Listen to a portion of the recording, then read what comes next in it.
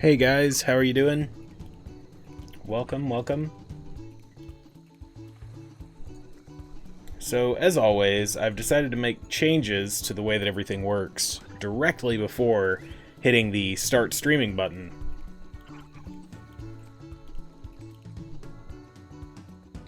But that should be alright. Hey Brantley, hey Creeper, hey Gamer Dan, hey Zero, Micah, Mike Gorm, Kevin, Gaming with Lionel, Mohan. Welcome everyone. Thank you so much for coming.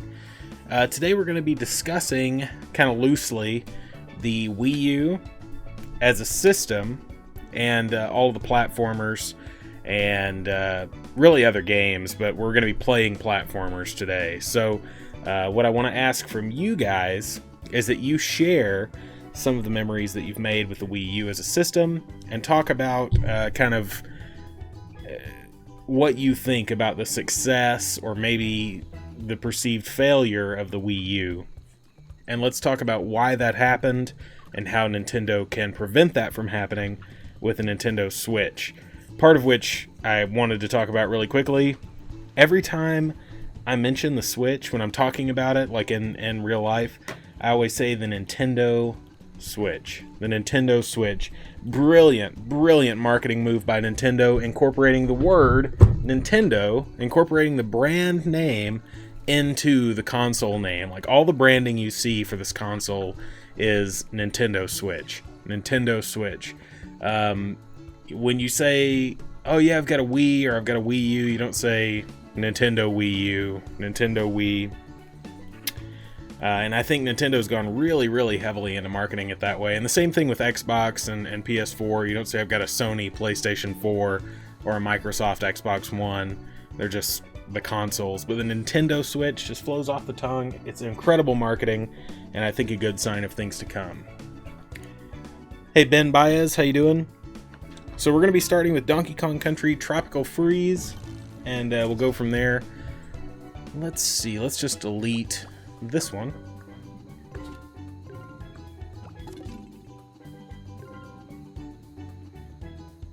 Me too, Mike. I'm really excited about that game. Yeah, if anybody wants to, you can join in the voice chat on Discord. There's a chat called Wii U/Switch chat, and we can just kind of talk about it together. If there's anything you guys have to mention or you think would be interesting to note about the Wii U's life. Hey Zero. Hi Lair, how are you? I'm pretty good, man. How are you? Not too bad. Cool. Let's see, say a few test words for me. Say waffle pants. Waffle pants. Oh, it's perfect. Beautiful. Hey John Butts. I really hope I'm saying your last name correctly. It's probably Butts. Let's see. So Donkey Kong Country Tropical Freeze. I actually got that game free from Nintendo. Oh, really? As part of like the buy this game and get this one free? I don't remember. I really don't remember. I think that was back when the coins was a thing. Oh, yeah, and you could buy them? You would like register your games. Yeah, you register your games, and for I think it was my Nintendo. I don't remember what it was called. Right. And we had all our points put up together, and you could get a free game. Like every so often, they'd have a promotion. It's like you can buy this game with all the points you have. Yeah. Those were really cool. Nintendo did some awesome things when the Wii U was, at its peak. They were kind of trying to generate interest, so they were going kind of swinging a little wide maybe with their bonuses and things like that, just to try to establish franchises and sequels and things like that. Some of them were really successful. I know they did one for the 3DS where they gave away, I think they gave away a game if you purchased Luigi's Mansion Dark Moon or something like that. Some of them were big hits though, some of them not so much. But Club Nintendo, yeah, was pretty awesome. Nintendo. That's what it was called. Yeah, Club Nintendo is great. And now, we've got My Nintendo, and it's kind of a letdown. Just kind of sad. It's a huge letdown. Yeah. It just wasn't nearly as like Club Nintendo was just so rewarding Right. because you got so much from buying your games, and then Yeah, and I mean, it was really cool having the slip inside of your new game cases, and you could pull that slip out and run to your computer and register it right before you started playing. And Club Nintendo, at least at this point, was a way better experience than My Nintendo is. But I don't know, maybe they'll improve on it. I'm sure with the Switch releasing soon, they're gonna kind of blitz that. I always felt like My Nintendo was more of a, from the way it seems, that they brought it together for their mobile games. Because if you go on it, like all the stuff that's involved in it, it's like it's for Mario Run, it's for Miitomo, and some of it's even like phone wallpapers that you can purchase. You know, it's obviously, geared toward that crowd. Yeah. But you get discounts for games that you've probably already bought and stuff like that. Hey, Buttermaster. I wanna say I saw that you could still buy games on it, but yeah, there are some that you can buy. I don't know, they just haven't had any compelling deals that I've seen yet. But I know for the Wii U, when Club Nintendo was a thing, I actually got a couple of games from there, and this being one of them, this is a very good game. It really is, yeah. This is one that I've played quite a bit of. All the games that we're going to be visiting tonight are games that are not on any other system and are not a remake of a game from a different system. So, like Yoshi's Woolly World is just barely disqualified from this because we're talking about games that are only on the Wii U, and that one is on the 3DS now, thankfully. So is hey, Pokey Dude.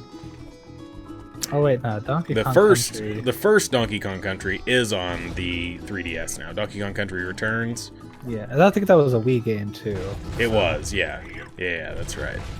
I just remember because I was like, I couldn't remember if that was Wii or Wii, but that was Wii. The giveaway is for everyone, Starmen Rock. You just have to follow the link right here, and then follow the instructions therein.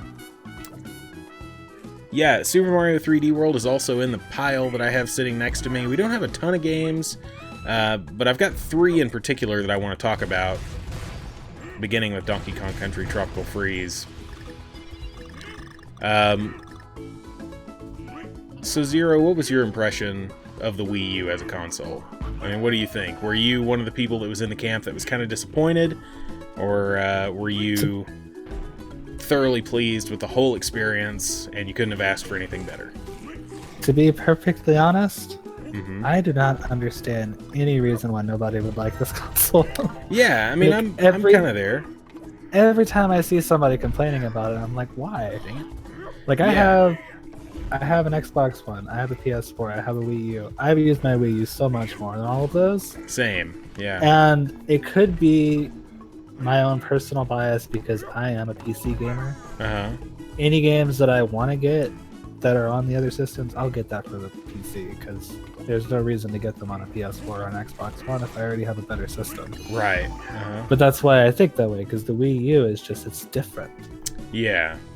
I don't really, like, I care about graphics, but I don't care about graphics. And the Wii U is, I can't sit down and lay down on my chair and just play a game on a screen in front of me when I'm using the PS4 or the Xbox One. Yeah. And that was really like innovative to me, even though a lot of people didn't seem to really care about it. I was just like, this is really cool. Like when I saw, like when we first got our Wii U, it was like we got a Wii U like a year or so after it came out. Right. I think.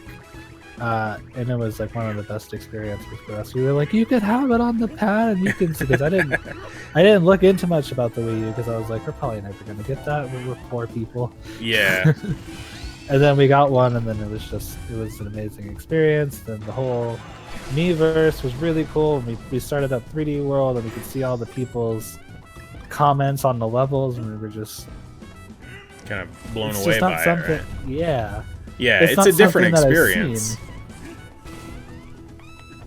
I know some people don't really like the whole Miiverse thing. They say it's like, it's just kind of unnecessary, but I always liked how you could interact with other people in video games. Same. Yeah, I really do appreciate that. Nintendo's taken a really careful approach, you could say, because they don't want to give you kind of full range to interact with other people, and they've been really, really nervous about that.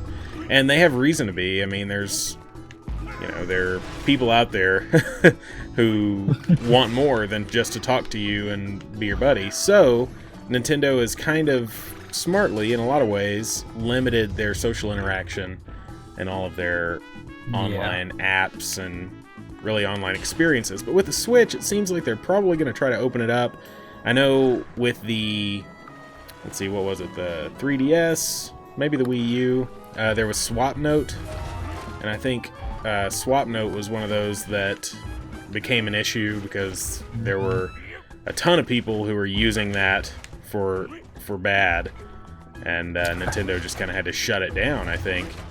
Yeah, they did. I was actually one of the people who used it just for fun, and I was upset about it getting shut down. Yeah. 'Cause I had friends on my 3DS, and they would send me stuff, and just a neat experience. Yeah. And then it got shut down, and I was like, why? Right. Give me just a second. Want to welcome everybody. Thank you so much for coming. In the chat with me is Zero the Hammer Slayer. He's also got a YouTube channel, and he's just hanging out in the chat on Discord with me today. But if anybody else wants to join, feel free. All you have to do is join the Discord server, and one of my mods can maybe throw up that link for me, and you can come chat about it too. It's really cool. Oh, hey Dave! Big DGR raid coming this way. Let me catch everybody really fast. Alfredo, Lee, Liam, Yopoyo, Motion 3, Emergency Med Swarm System Capacitates Online Trigger. That's such a long name. Alejandro, Creeper, Mike, I do want to see Super Smash Bros. On the Switch. I would even like a port of Super Smash Bros. For Wii U for the Switch. Nacho, welcome. Pika Luigi, Mikey WX Productions. Thank you all so much for coming. Germacion, I don't know how to say your name, man. I know everybody struggles with it. Please help me learn how to say it. Is it Germash? Just help me. Sosig, Chris Lowe, Gonzalo, Michelle Boone, Friendly Fun Plushy Bros. There's Dave. Thank you so much for coming, Dave. Nautical Wife, Nathan Eliason. Nautical Nathan, hey man. Love to see you. Thanks so much for coming, man. Nautical Nathan's another streamer who I've really enjoyed watching lately. He's been playing a lot of retro stuff. Michaela M. Thank you guys so much. Kat Hamill. Wow, so many people. Amanda. Hey, Amanda. How you doing? Brian, how you? Let's see. This is Murphy. Fuzzy Pickles Gaming. Edgar. Wow, so many people. Thank you all for coming. Davigator. Sonic 4925. Hey Dave, how did your Super Mario 64 run go, man? Alright. Yeah, thanks for coming, Nautical Wife, Nautical Nathan. Appreciate you guys being here. I'm guessing that you two are related by marriage. So thanks for being here. That's pretty cool of you guys. Like I said, I've just been watching Nathan recently. I'd never heard of him before, but found him, and I think he's a pretty cool dude. Oh, you beat your personal best. Wow. When I left, you had just kind of choked in that run where you were on track to beat it.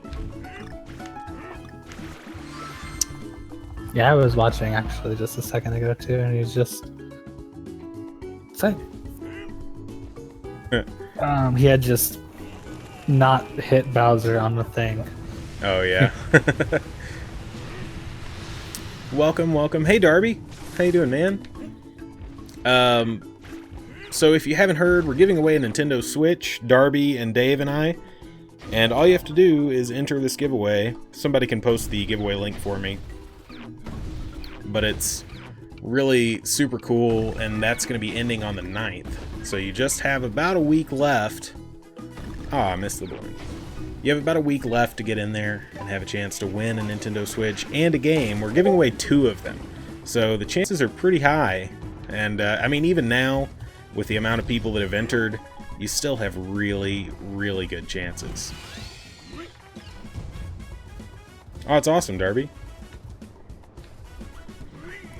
Also, if anyone wants to join that has relevant discussion about the Wii U and the life of the Wii U as a console, feel free to join the Discord chat right now.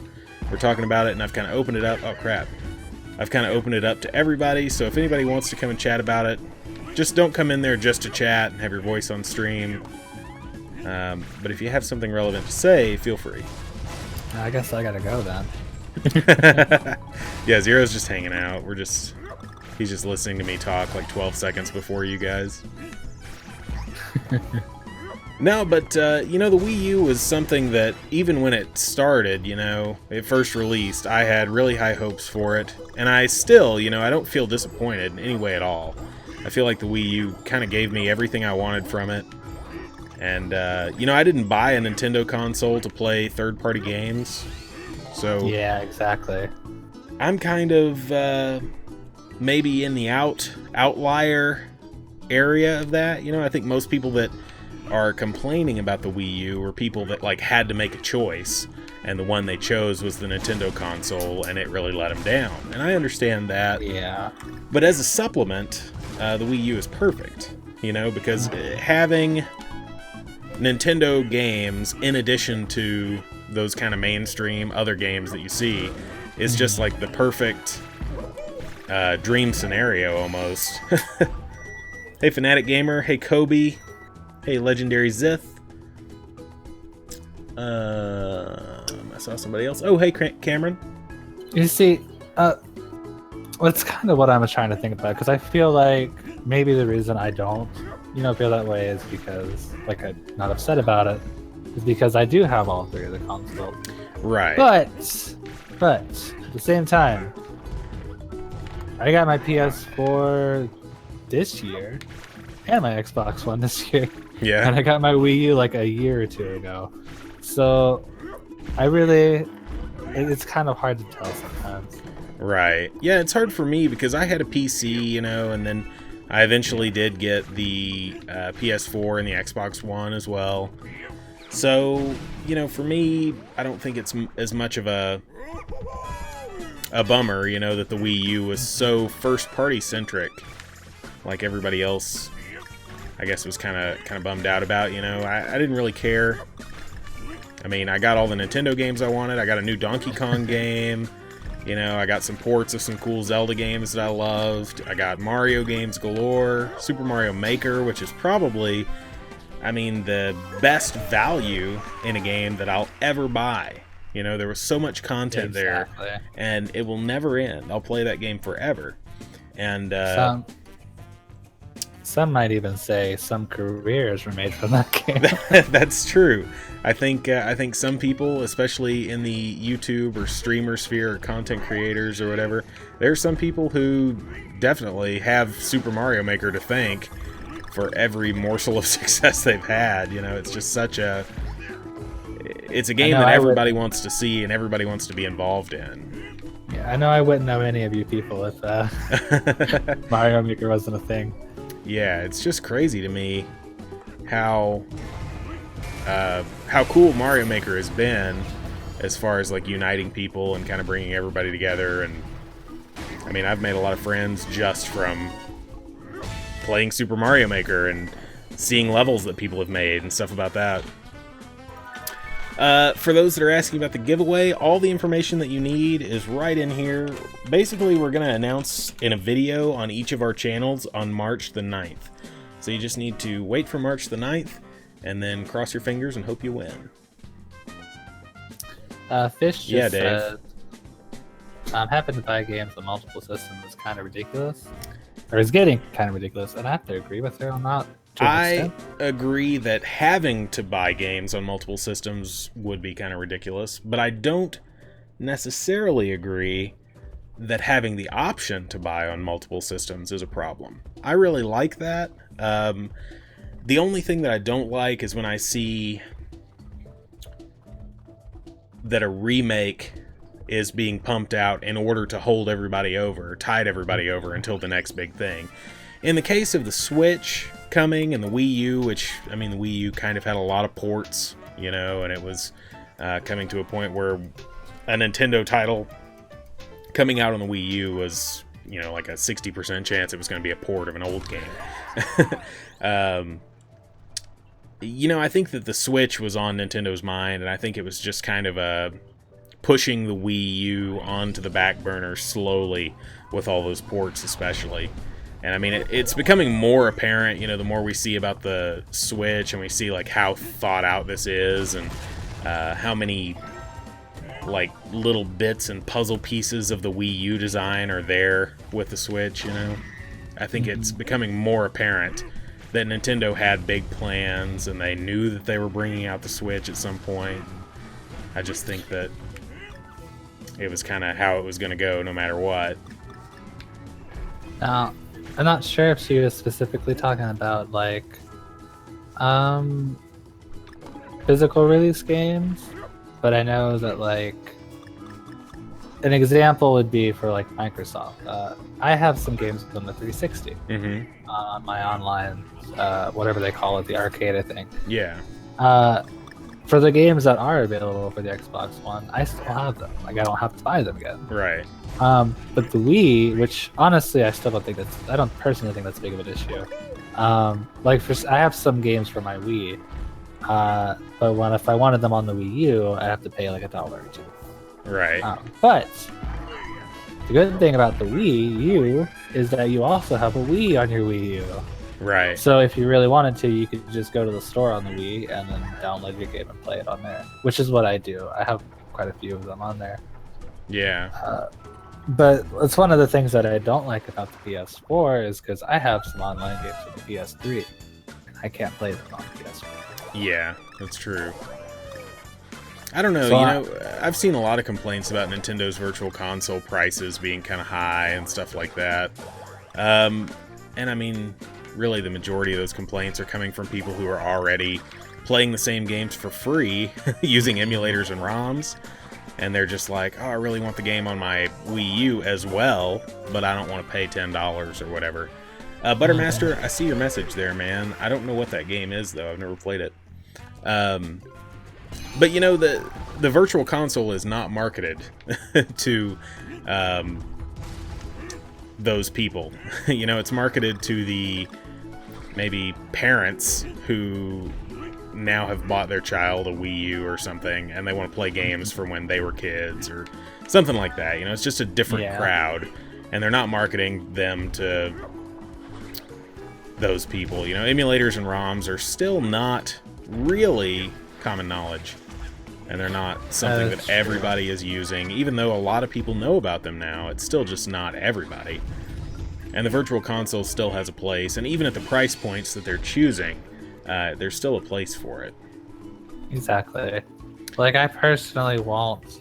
There's some games when I'm looking at it, and I'm like, when I buy a game for the Virtual Console on the Wii U specifically, I don't necessarily buy it for the game because I'm not very above. Although I haven't played any ROMs in a while, I'm not above using an emulator to play some older games that I really just can't buy. Yeah. Because I mean, but when I buy them for the Wii U, I mostly buy it for like the mobility. Right.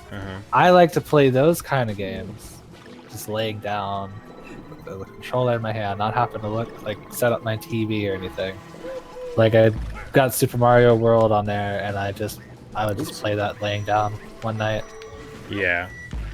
And I think that's also something to think about with the Wii U is that for those Virtual Console games, you're not really just there's a few extra like things you get from it than just the game. Yeah. It's a little easier to play. It's more comfortable. Yeah. Well, I mean, a lot of the things that I think everybody genuinely loves about the Wii U, you know, the software selection being the one big gripe that I think the majority of people have. All the other things that we love about it are things that are being perfected with the Switch. You know, all of the portability and the kind of the choice that we had with the Wii U. is all stuff that's coming to the Switch, and it's improving on the Switch. Yeah. And there's nothing here, you know. A lot of the reviews that are coming out now, which are really silly, by the way, if anybody's watching the reviews, it doesn't make any sense to review a console when you have one game to play and you don't have any online capability. You haven't gotten the day one patch. Okay, just a second. It also doesn't make sense to... It doesn't make sense to review that console based on things that are... I don't know, being fixed, you know? The console needs time to establish itself. You can't judge a console based on day one with it.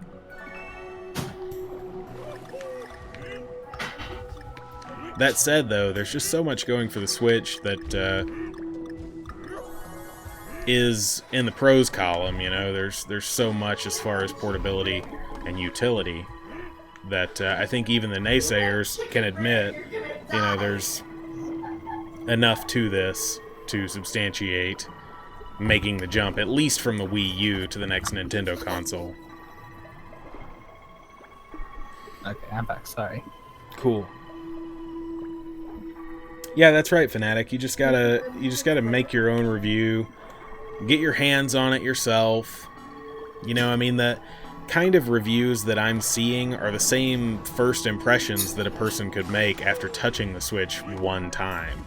You know, a lot of the complaints and things that people have are complaints that they fished for, and they worked really, really hard to come up with. And I'm not really normally the type of person to just totally ignore flaws, but I mean, if you're having to just make stuff up, you know, bend your back and do the hokey pokey in order to get something to not work, then yeah, maybe it's not a problem. Right. I don't know. I mean, it's just, look at the Nintendo Switch for what it is. You know, it's not a PlayStation 4, and it's not an Xbox One, and it's not a powerhouse of a console. You know, it's not the strongest console on the market, and there's no reason to believe that it would be. You know, Nintendo has definitely never given us that impression. I feel, to be honest, like these reviews, some of the bad ones, and I don't want to be the person that's like, oh, they just put out bad reviews about things because they want to be like that. Yeah. But I feel like some of the reasons people are fishing so hard to get these bad reviews out there is because people want to hate. Yeah. And hate gets you clicks, hate gets you readers. If there's something wrong with a thing, you're going to have more people reading your review about what's wrong with it than you are with what's good with it. Yeah. Mm-hmm. There's... you'll always be able to find something, you know, to dog it for. Anything, you know, you can find items in the cons list. It breaks when you bend it. Right. It'll fall over when you push it over.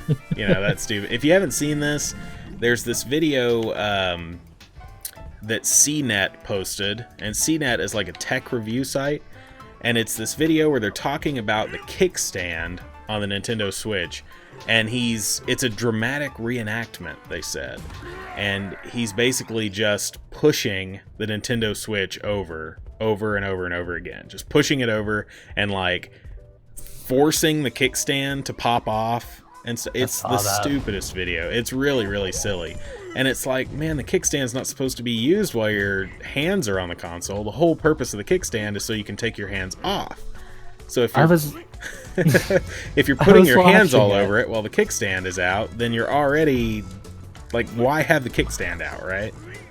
Yeah, I was just looking at it and I was like, just take the Joy-Cons off first, then put it on the kickstand. Like, what are you doing? Well, I mean, even that, you know, you can get those Joy-Cons off without knocking it over. You know, when I went to PAX, I never played the Nintendo Switch at PAX because it was like a super long line. I mean, it was like a 3-hour wait from any point. Oops, I died.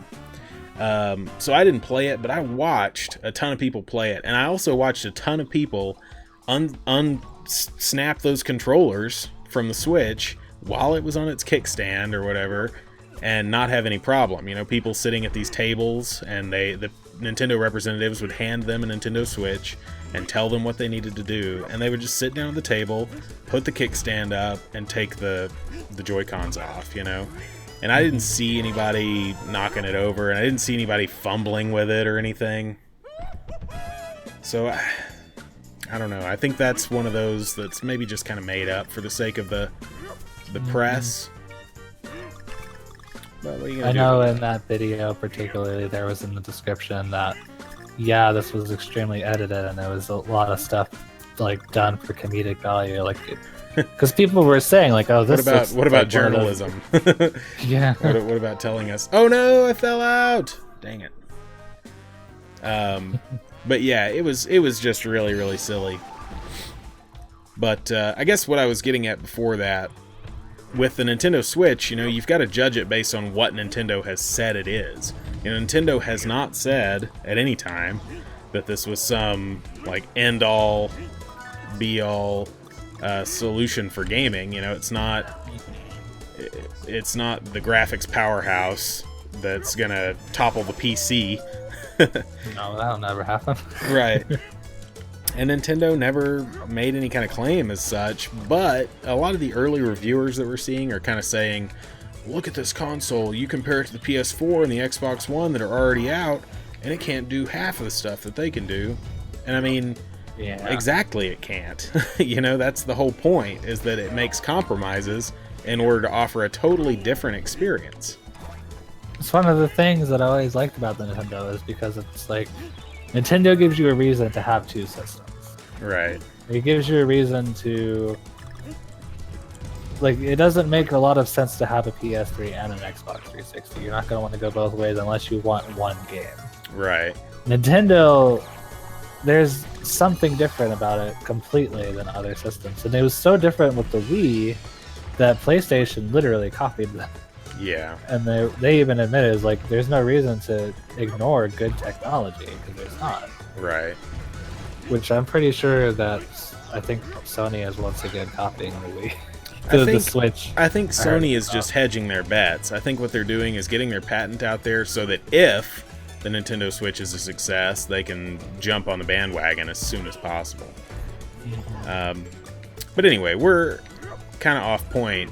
I do want to talk about the Switch, but I also want to talk about the Wii U and what we think about that. So, I don't remember, but I think your basic viewpoint was that the Switch, or the Wii U, sorry, met all of your expectations.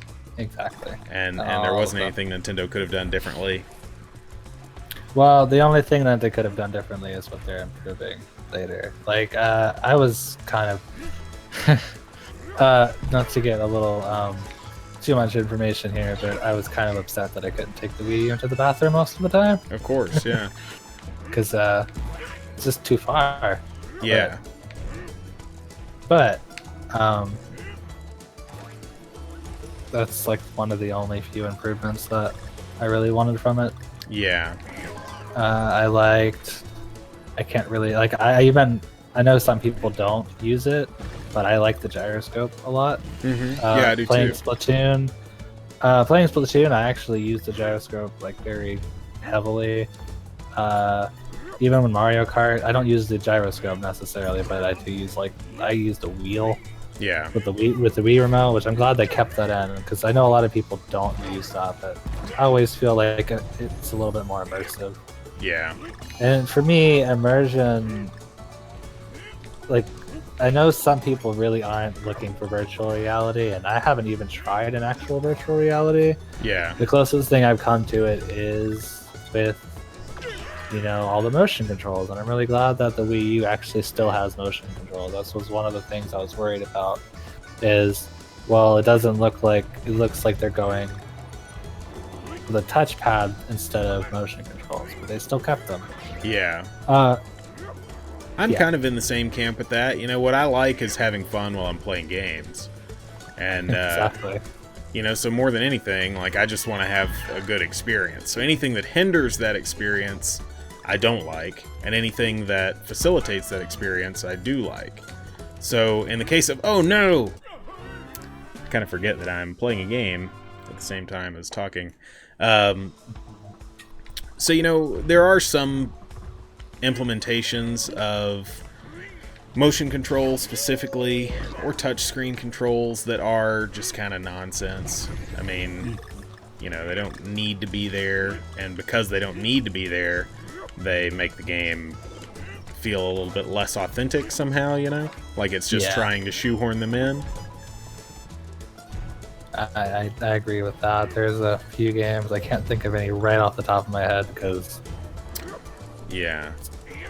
all I've played is Mario Maker, Mario Kart in the past, you know, few or virtual console games. Well, I mean, it really, with any kind of I don't want to say innovative technology, but basically innovative technology, you have to look back at the inception of the technology in order to really see how far we've come with it. And like touchscreen controls and motion controls kind of combined on the Wii U especially were never more poorly utilized than they... Oh, crap, I fell in the same place. They were never more poorly utilized than in the launch titles. Like Zombie U, you know, Zombie U had some poor implementation of touchscreen mechanics and motion controls and stuff. But as the system matured a little bit and Nintendo learned what they were doing, and more importantly, third-party developers learned what they were doing, we got games that actually use them really, really well, to the point of even having, like, you know, Mario Kart with the Wii motion controls, and then eventually Super Mario Maker with, like, the pinnacle of that technology. I'm not. I mean, I know you kind of wanted to keep it what the platform is, but it's involved with the discussion. Yeah. Have you played Fatal Frame for the Wii U? Mm-hmm. Absolutely. I feel like that was a very good. It was so use good of the Wii U. Yeah. Like, I mean, that game got on my nerves sometimes, but that was the game. That wasn't the Wii U controls. Right. The controls were really good. It's just that, and I wish that they would have made like a new Pokemon Snap for the Wii U. I feel like it would have done something. Yeah. But like using your Wii U gamepad as an actual camera, and it just felt so smooth and it felt so right. Right. Like everything responded perfectly. So there was a lot of potential there. Just I guess one thing that I didn't like about the Wii is that there wasn't enough games that used that stuff. Yeah. Because like I said, if they would have made a new Pokemon Snap game, I would have bought that in a heartbeat.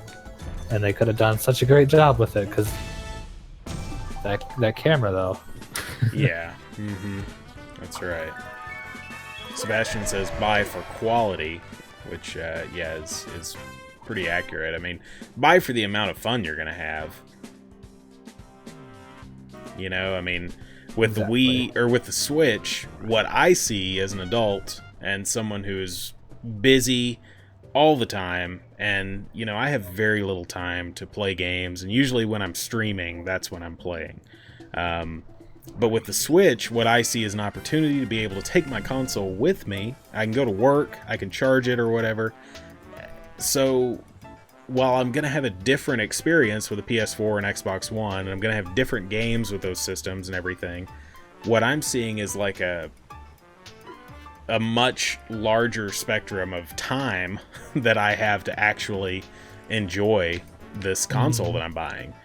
You know, so especially if you're an adult. Yeah, I mean, if you're an adult and you've got things to do, and if you're a kid, now it's like the golden age to be a kid and have the Nintendo Switch and be able to take your console with you like a handheld. It's pretty incredible.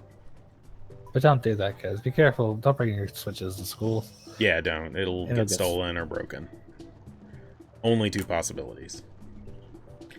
But, you know, the Wii U, I was in the camp with that, too, where I just kind of felt like Nintendo was trying to figure out what their audience was, you know? And I've said before that I kind of think Microsoft and Sony both have had the benefit of kind of building their audiences and retaining the same audience. So it feels to me like what that means is that they've never had to adapt to a changing audience. They've just, the same kids that learned about Halo and that was like their first gaming experience are the same adults now that are still buying the Halo games or still buying the Call of Duty games or whatever.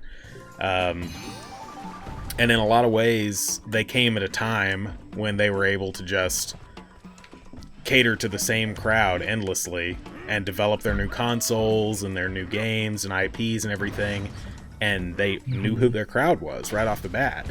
Nintendo doesn't have that, and they're trying to figure out, wait, are we catering to the same kids that we were catering to back in 1985? Or are we catering to the children of those kids who are now adults, And they just don't know what they're doing. And I don't really blame them because I don't know. I don't know who the ideal audience is. Like, where are your sales at? Is it with the adults? Is it with the people like me? Or is it with, my potential kids in a few years? Who are you trying to market to? I don't know.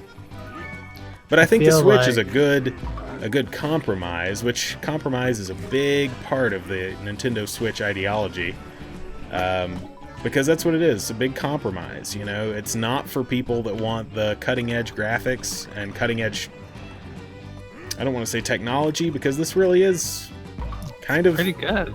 Yeah, I mean, it's not a totally unique experience, because I had an NVIDIA Shield tablet, which did the exact same thing, and that's what the Switch is. It's a copy of the NVIDIA Shield, which, it even has the NVIDIA Tegra processor, the same kind of processor in it that the Shield had.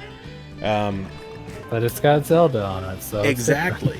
That's what it was. Nintendo saw this opportunity to take the NVIDIA Shield and say, hey, we want to put our games on that. And now we're getting portable, mainstream Mario games and Zelda games and who knows what else. So, it's a good time to be a gamer. It's just confusing. For Nintendo, especially. I'm surprised I said anything coherent while I was doing this minecart level.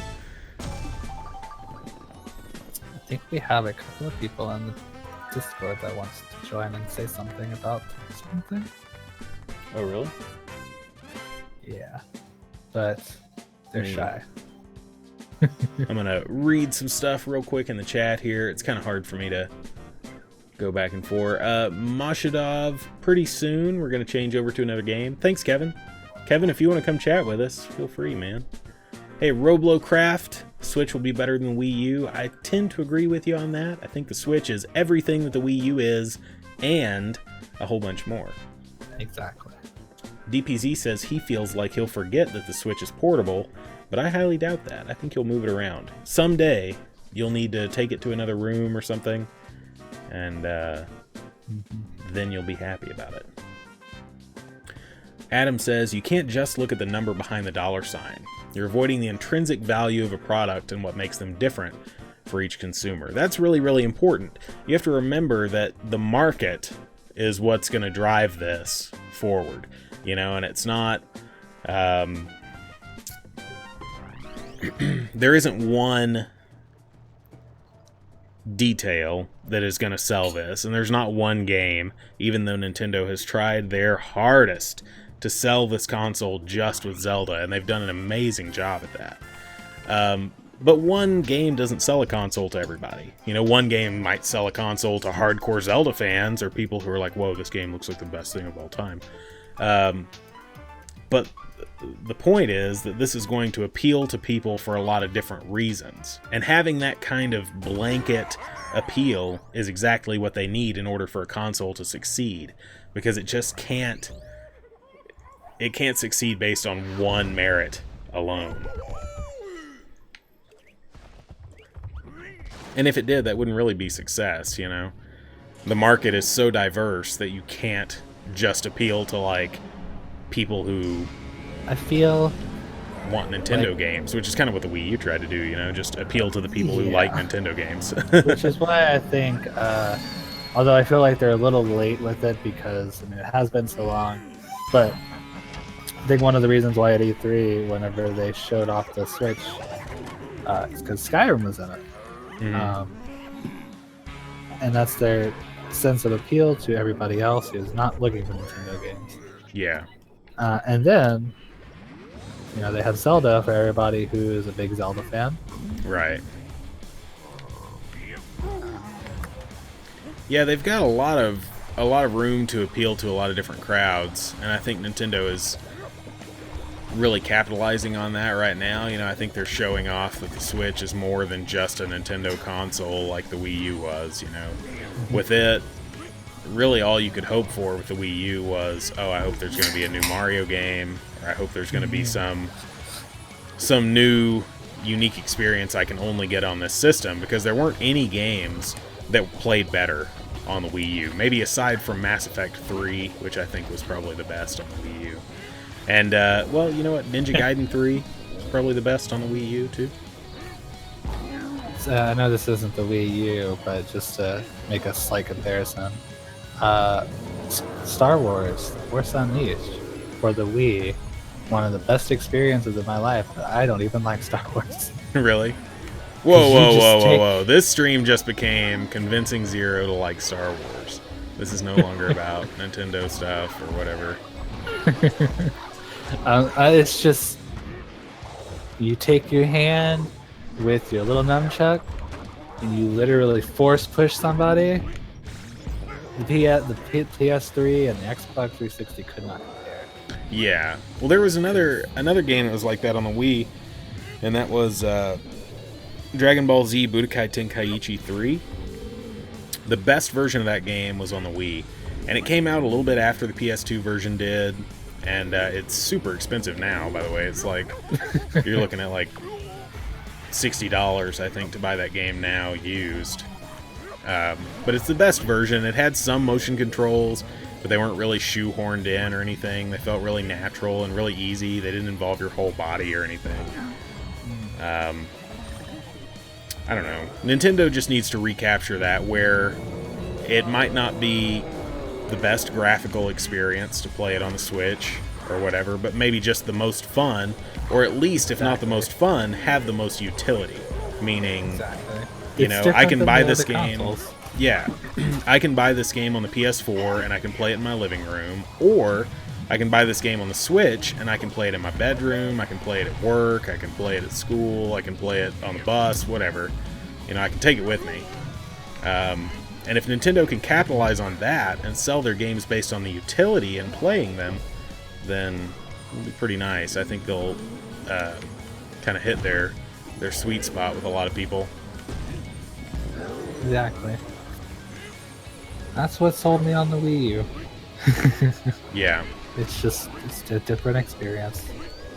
Yeah, and the Wii U is responsible for Super Mario Maker, which again, I'll never understate how incredible Super Mario Maker is. For all the complaints that people have about that game, and even the complaints I've made about things that people have made, or having to play those dumb Kaizo levels, or whatever, I mean, it's just, as far as content is concerned, just a work of art. It's something that's going to last and last and last. Hopefully until well after Super Mario Maker 2 is released. Which it better be. Oh, it will be.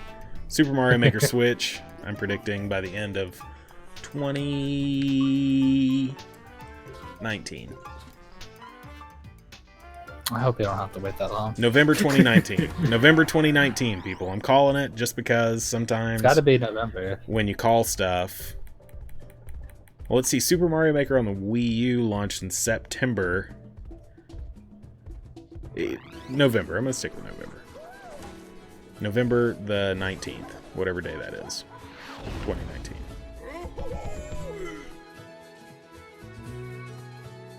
I haven't played that game on the gamepad, Lee. What game is that? Rayman Legends. Apparently the game has some gimmicks. Yeah, the second player got to play as Murphy? Sorry. I think his name was Murphy. Yes. And he had...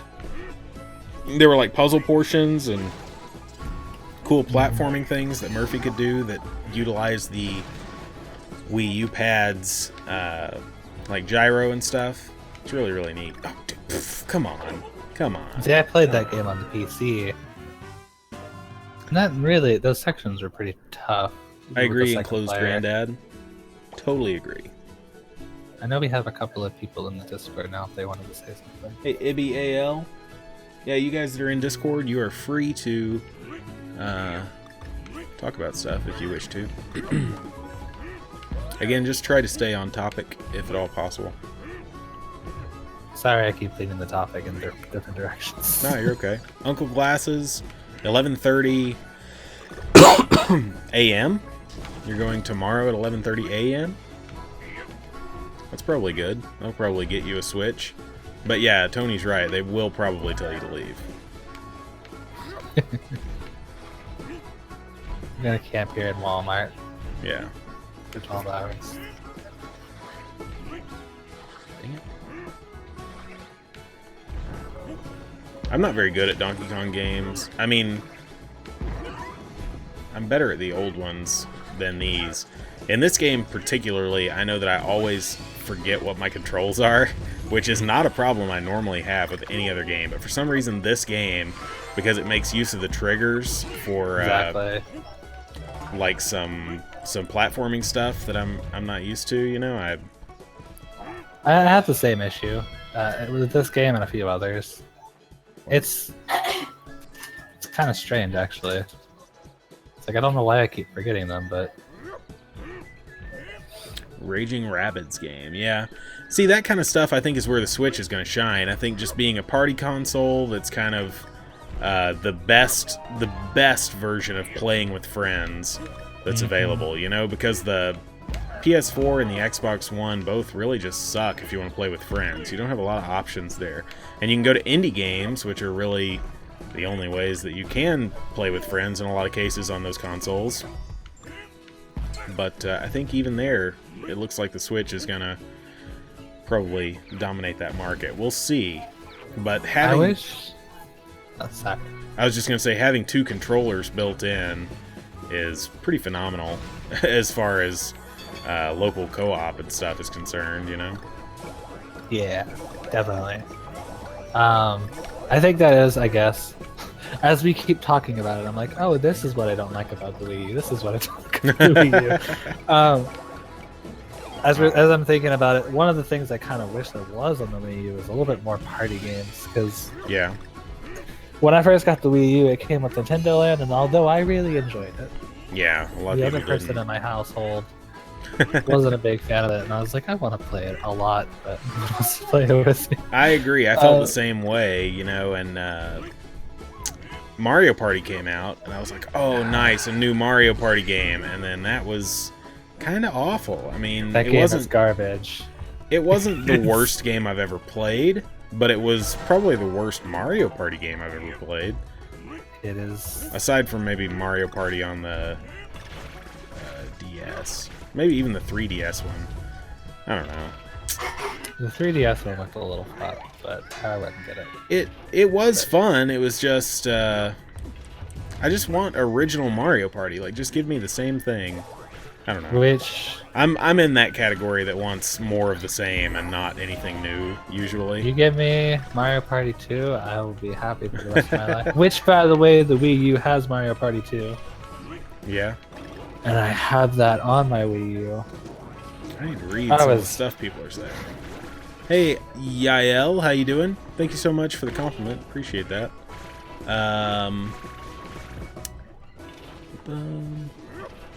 Crap. Missed my platform and I fell all the way to the bottom. Yeah, I Kevin. didn't. That was a very bad Mario Party game. I'm really disappointed in Mario Party... What was that, 10? Yeah. Oh, Mario Party I think 10. they started doing getting rid of the board game with Mario Party 9. Yeah, that's just silly. That was like such a good part of that game. I played Sonic Shuffle the other day. Has anybody ever played Sonic Shuffle? It was on the Dreamcast, and it was a Sonic Mario Party game. It was actually pretty good. I mean, it had some stuff in it that sucked, and it was really repetitive in some places. It was more board game than Mario Party, and it suffered for that. It just needed more mini games, but it was really good. I just wish Mario Party could go back. Yep, which this is a rumor. I don't know any actual information about it, but I heard that the Switch might have virtual console games playable online. Which, if they allow you to play like an older Mario Party online that way, then that would be very neat. Yeah. Yeah, I mean that's kind of the hope with the with the announcement that some games are going to be multiplayer on the virtual console. You know, it's like, what does that mean? Does that mean we like basic original Switch are these titles? Are these games that already had online in some capacity? Are we going to have virtual console games for consoles that we could already play online with other people, or does this mean we're adding it? What are we doing with it? I mean, the implication is that they're adding it in old games. You know, like playing Super Mario Kart maybe with a friend somewhere else. But already, you know, the virtual console on the Switch has the advantage of having 2 controllers built into the console and being able to play with friends inhibited. Ooh, that was really bad.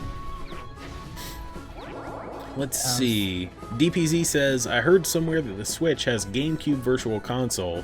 Does that mean that Super Mario Sunshine will be on the Switch? Well, here's the big problem with that. And, I mean, it's not to say that it won't be.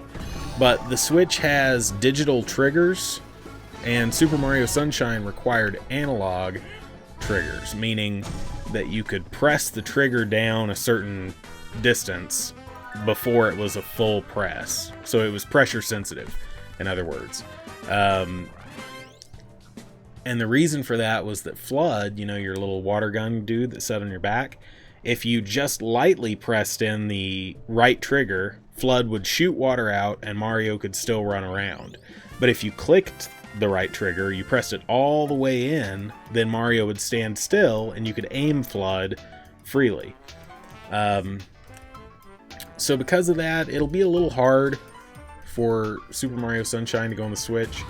I mean, there are ways around that, and you know, they could map that if they wanted to, but I don't know. I more likely see Super Mario Sunshine coming as a remaster or something, especially since they're talking about Super Mario Odyssey being a return to that format, like Super Mario 64 and Super Mario Sunshine. I could kind of see maybe, I don't know, like a port or a remaster of Super Mario Sunshine and Super Mario 64. I don't know. Let's see. Enclosed Granddad said, what do you guys want to see in a new 2D Mario game on the Switch? A new 2D Mario game.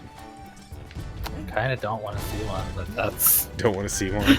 that's me. I'm kind of tired of the new Super Mario Brothers thing. I didn't really ever get that into those, although it is one of the games that I have here with me today. Pretty soon we're gonna move over to another game, by the way, for those of you that are just clamoring for something else. Somebody in the Discord wants to say something else. Okay. Go ahead.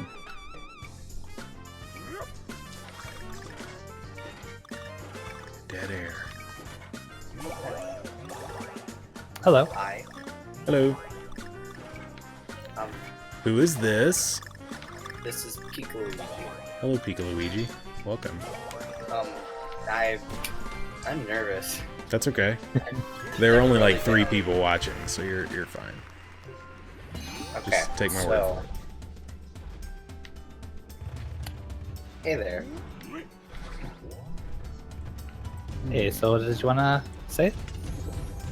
I was wanting to say that Mario Maker is one of the best games I've ever played, and it's just I could play it for hours and probably never get bored of it. For real, yeah. Same here. And I have, you know, I think I've probably played Super Mario Maker, I don't know, basically just add up all my Super Mario Maker streams and then add like an extra 20 or 30 hours on top of that. And that's how much Super Mario Maker I've played, so a whole lot of it. I don't know how much, but a lot. If that doesn't make the Wii U the best console out there, I don't know what will. Yeah, I mean, I think I've probably played, I want to say close to, man, I really don't want to overshoot it, at least 500 hours of Super Mario Maker. At least. And I mean, that's a lot of game. Especially for $60. That's a lot of game. There's no other game, even like those huge epic ones like Skyrim or whatever. There's just nothing else I've played or had the attention span to play that long. When it first came out, I played it for like every day, 2 months straight. Yeah. That kind of thing. Where Yeah. I come back to it every day to see what I can do. Right. Yeah, that was kind of my experience with it too. It released on September the 11th, 2015. And that was the day after my birthday. So my birthday, that night, I was staying up really late, and I went to the midnight launch and everything, and I got home and played Super Mario Maker for like 5 minutes before I went to bed because I had to get up super early for work in the morning. I died. But I mean, that was one of those games where as soon as I heard about it, I was just ridiculously excited. And it was like all I could think about, you know. It was just, oh, I'm going to get to make my own Mario levels. I can't believe this. I put aside money I did not have for that game.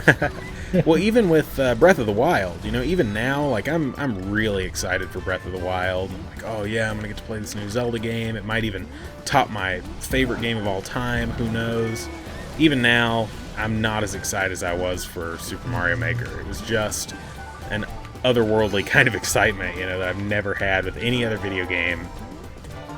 Save maybe Doom 3. For some reason, I got super excited when I was younger about Doom 3. Like, I had dreams about that game. It's just all I thought about. But that's kind of beside the point. I completely was non-YouTuber watching and all that stuff until I heard about Mario Maker, and then I started watching stuff more. Yeah.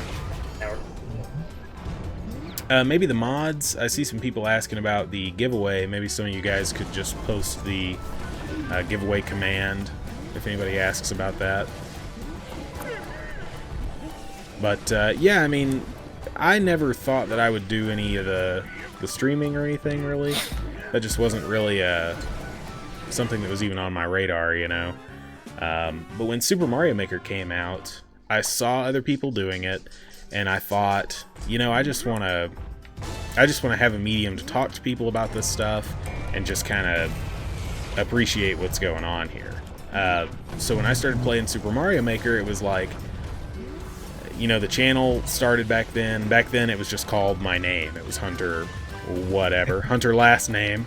And then the channel eventually became Lair Gaming. But, dang it, Rhino. Oh yeah, so I started playing Super Mario Maker, and the idea was I want to see what other people have made, and I want to appreciate that, and I want to make an environment that's kind of welcoming and encouraging and inviting for people. And Super Mario Maker was the perfect catalyst for that. It was just an incredible opportunity to get to know people and to kind of shower praises on people. You know, it was just that kind of game where everybody could come together and we could be like, whoa, you made this? Or, you know, how many hours did you spend building this? It's incredible, that kind of thing. And it wasn't something that I'd ever experienced with any other game before. You know, I never saw a game where people were so willing to appreciate what other people were doing. Or, you know, really, like, just I feel praise like each other.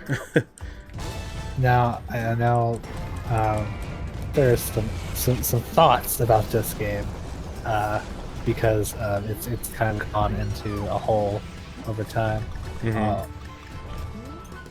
I see a lot of the same feelings as I did when Minecraft was first coming out, instead of like where everybody was bashing it constantly like they are now.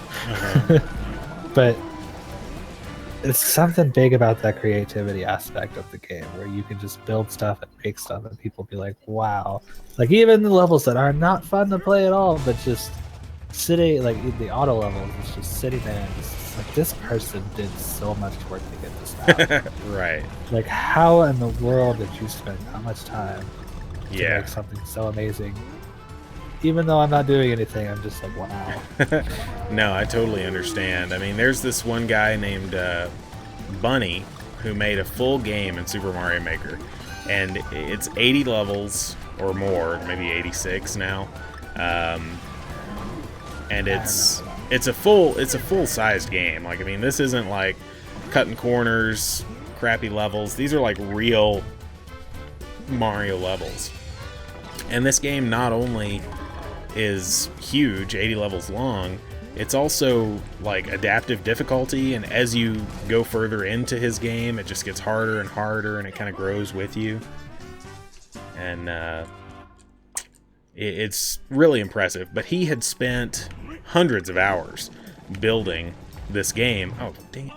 And then he also dedicated the time to go back and upgrade all of those levels anytime a new patch came out or whatever. So anytime new features were added to Super Mario Maker, he went back and he updated his level and added in like key coins and skewers and stuff like that.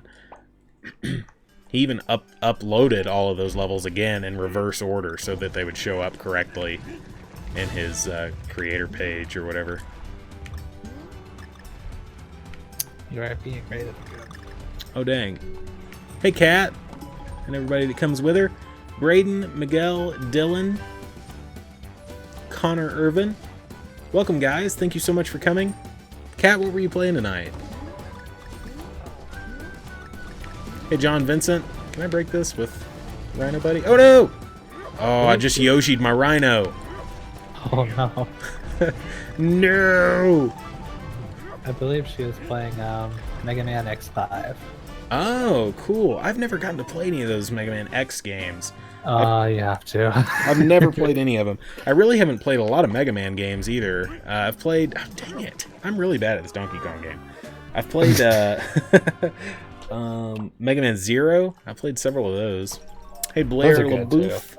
Robo-Ron. Davdim. Original Recipe. Legitness. Thank you guys so much for coming. Thank you so much for the raid, Kat. Hey, Dennis Soy. Welcome, Pretty guys. much anything Jordan Mega Man is great. Yeah.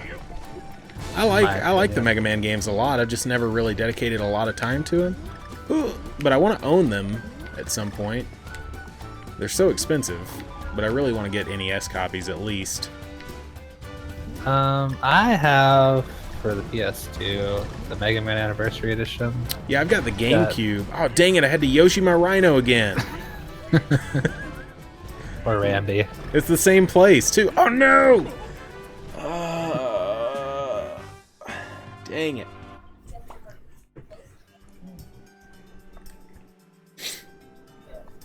Hey, Leo Korn. Hey, BJ Styles. Hey, Galactic Peacebreaker. How you doing? Hey, Hero Cast. I'm sure I said that name correctly. I feel like it would be nice if Capcom brought some nice stuff to the Switch. It'd be nice. Like, I know they recently came out with like Mega Man Legacy.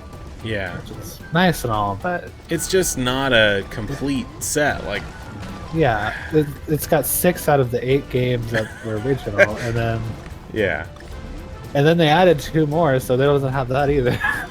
Right. Yeah, I'm kind of hating that trend of even the ports that are supposed to be collections having, you know, Not 5 the whole games missing or collection. whatever. Yeah. Oh, dang it. I forgot what I was supposed to do there. Hey, Pika Guy. Welcome. Which I wanted to get Legacy just because of the portability. But, Yeah. But I have the version on the PS2 has all 8 games plus some. Yeah. So I just can't push myself to buy a better version when it's not better. Right. Yeah, agreed. If there's anybody in the chat on YouTube, anybody who is a mature, eloquent speaker, maybe, come and join us on Discord, and let's chat about the Wii U. You don't have to be an eloquent speaker, but you do have to be at least literate. I think we're going to switch games real quick. So this has been Donkey Kong Country Tropical Freeze. I love this game. We didn't get to talk a lot about it. So in closing, I just want to say this is probably the hardest platformer on the Wii U, at least in the main series of platformers on the Wii U. And it's gorgeous. It's so beautiful to look at. It's just colorful and it's fun and it's everything that Nintendo is, plus brutal difficulty in some places. So let's With change. a wonderful soundtrack. Exactly. Galactic Peacebreaker, somebody already gave you the link up there, man. Nightbot's been posting it a few times, but I posted it for you again, so if you need it, you can use it. Let's switch games real quick. Let's go to something a little less strenuous. Not 3D World, not yet. Not yet.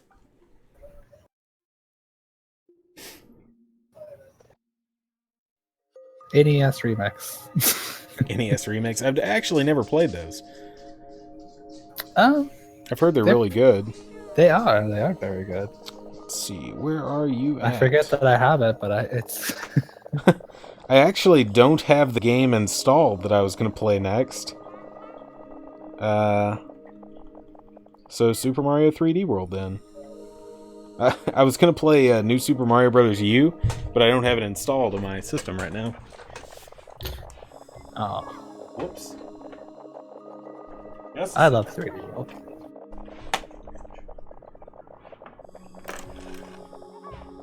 Sorry I've paused for so long. I've been thinking of what to say and listening to what you guys have had to say. Oh, that's Oh, cool. that's cool. That's a good idea to think about what you're going to say. I've never even tried that. Yeah, probably better than what I do. Just talking. So, what do you guys think of the Switch Virtual Console that they've presented? I think it's exciting, but I don't think we know anything about it. Yes. So, I mean, just the idea, the mention of it is really exciting. I'll be so happy if I start my Switch up after midnight. I go in if the Virtual Console store is already there, and so are all the games I bought. I'll be ecstatic. That would be crazy. That would be so crazy. Like if it was all just already there, like waiting for me, and I'd be like, I could just pack my Wii U right away right now. Yeah.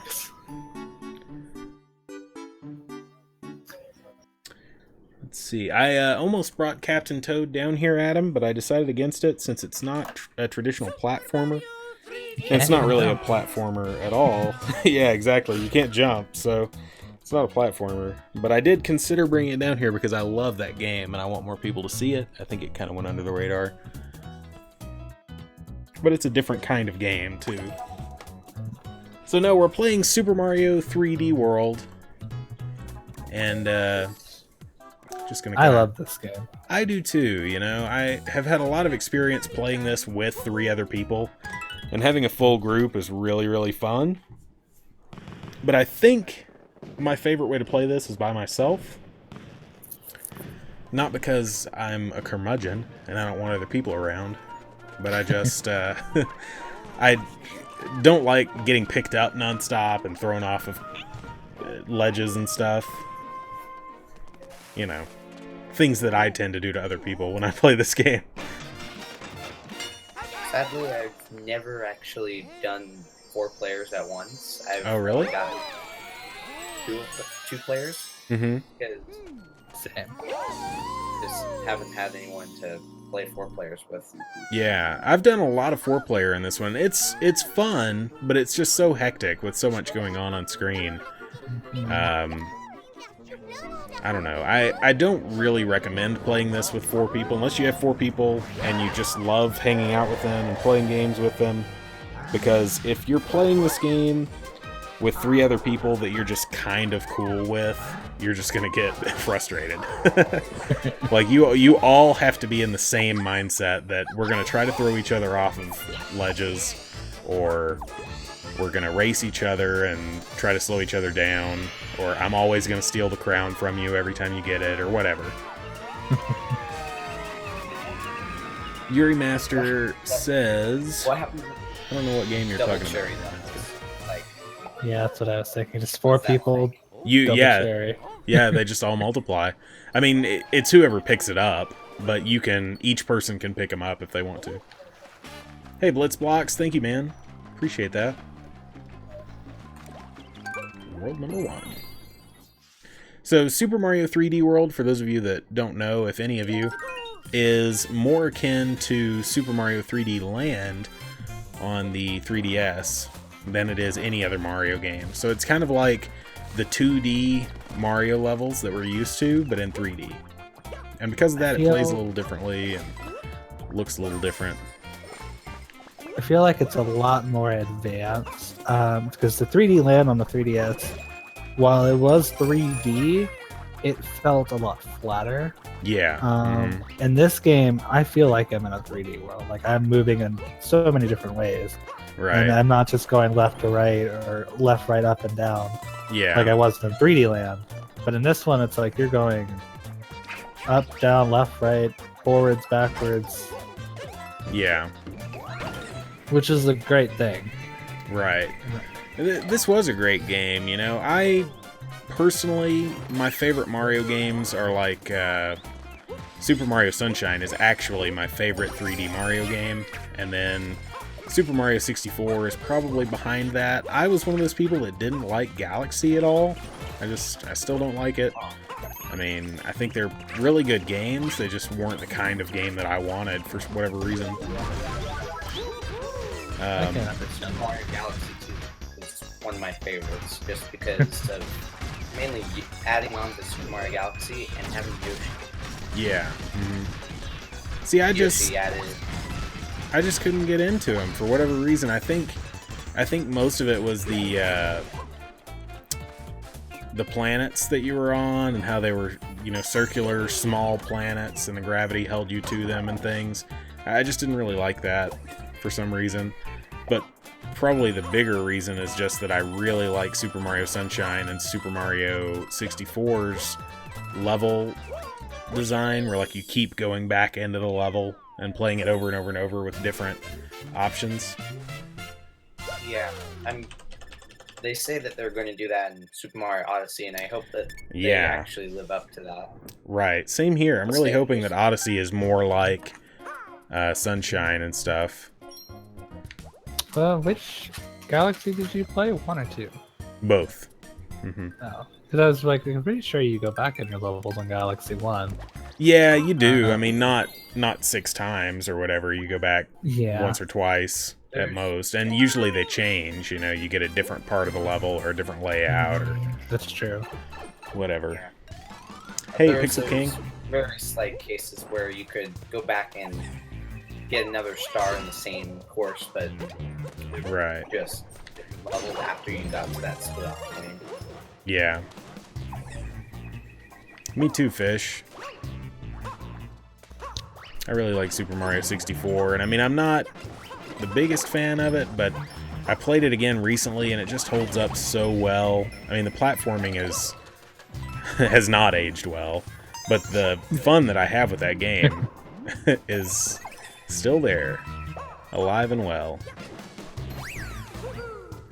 sadly, I've never been able to play Super Mario Sunshine. Yeah? I really want to, but Oh yeah, you gotta play I can't Sunshine. find it.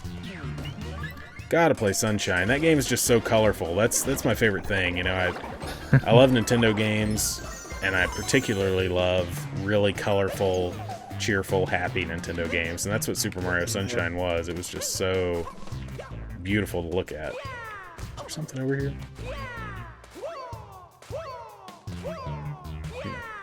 Just sadly, I heard of it when I was just in a lot of conversations I've had with people, and I've really wanted to play. I've watched a bunch of YouTubers doing videos on it, and still can't find it in GameStop or anything. Yeah. You probably won't find it in GameStop. Sadly. Yeah, I mean, it's not impossible to find. I've got a loose copy of it, actually sitting here on my desk.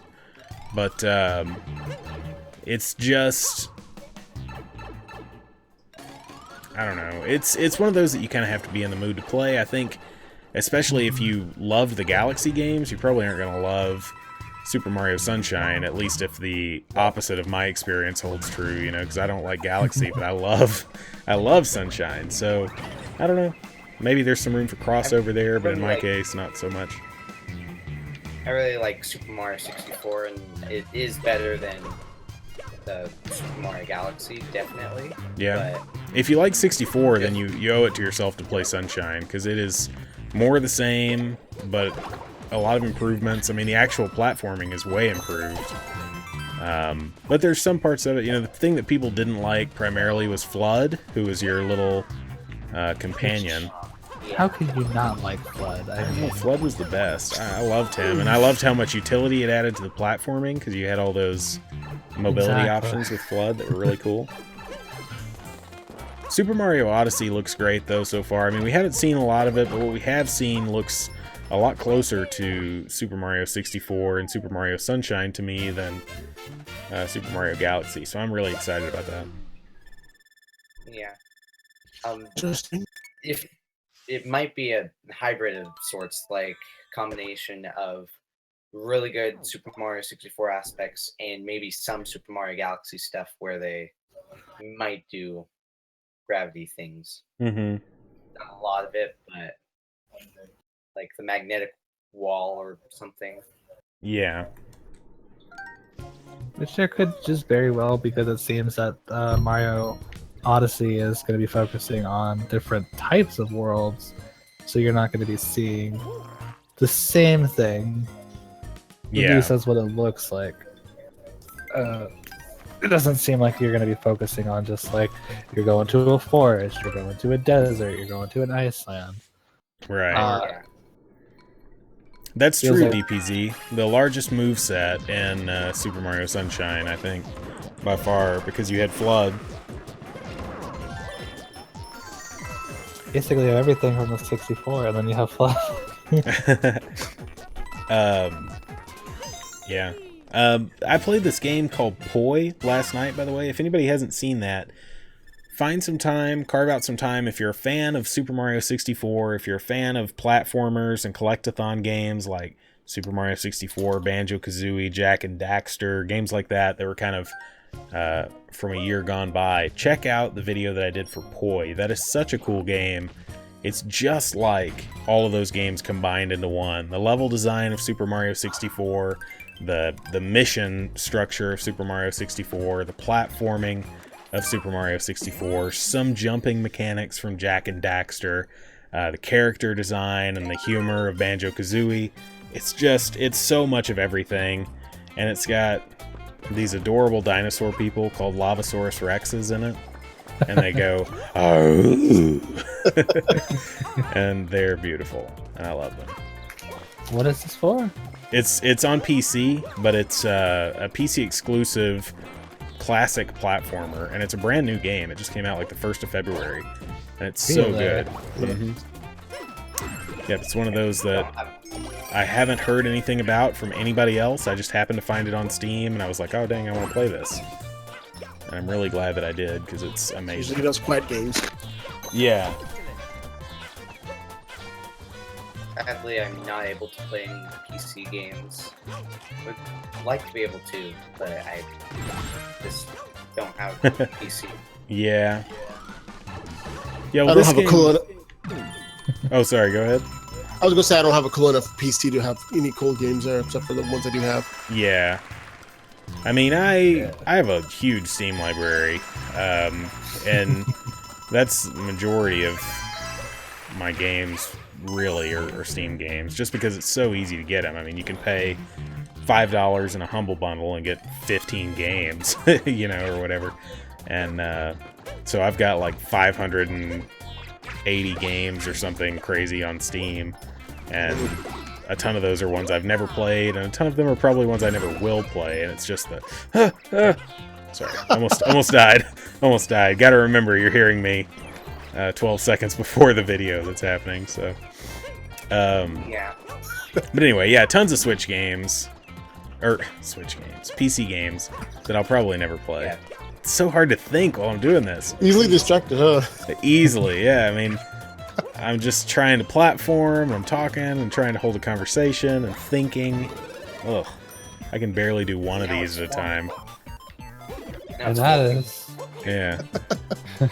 exactly why it's better to get a Wii U, because all the stuff you can do with PC. That's the perfect combination. I mean, if you're really serious about just like having the biggest selection of games, that's what you need, is one Nintendo console and then a PC.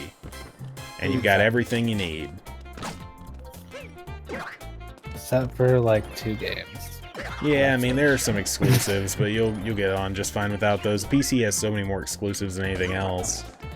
But I don't know. I mean, Neo. At this point, I really just love Neo so much. It's like Dark Souls. It's probably my favorite game of this last year, at least. So good.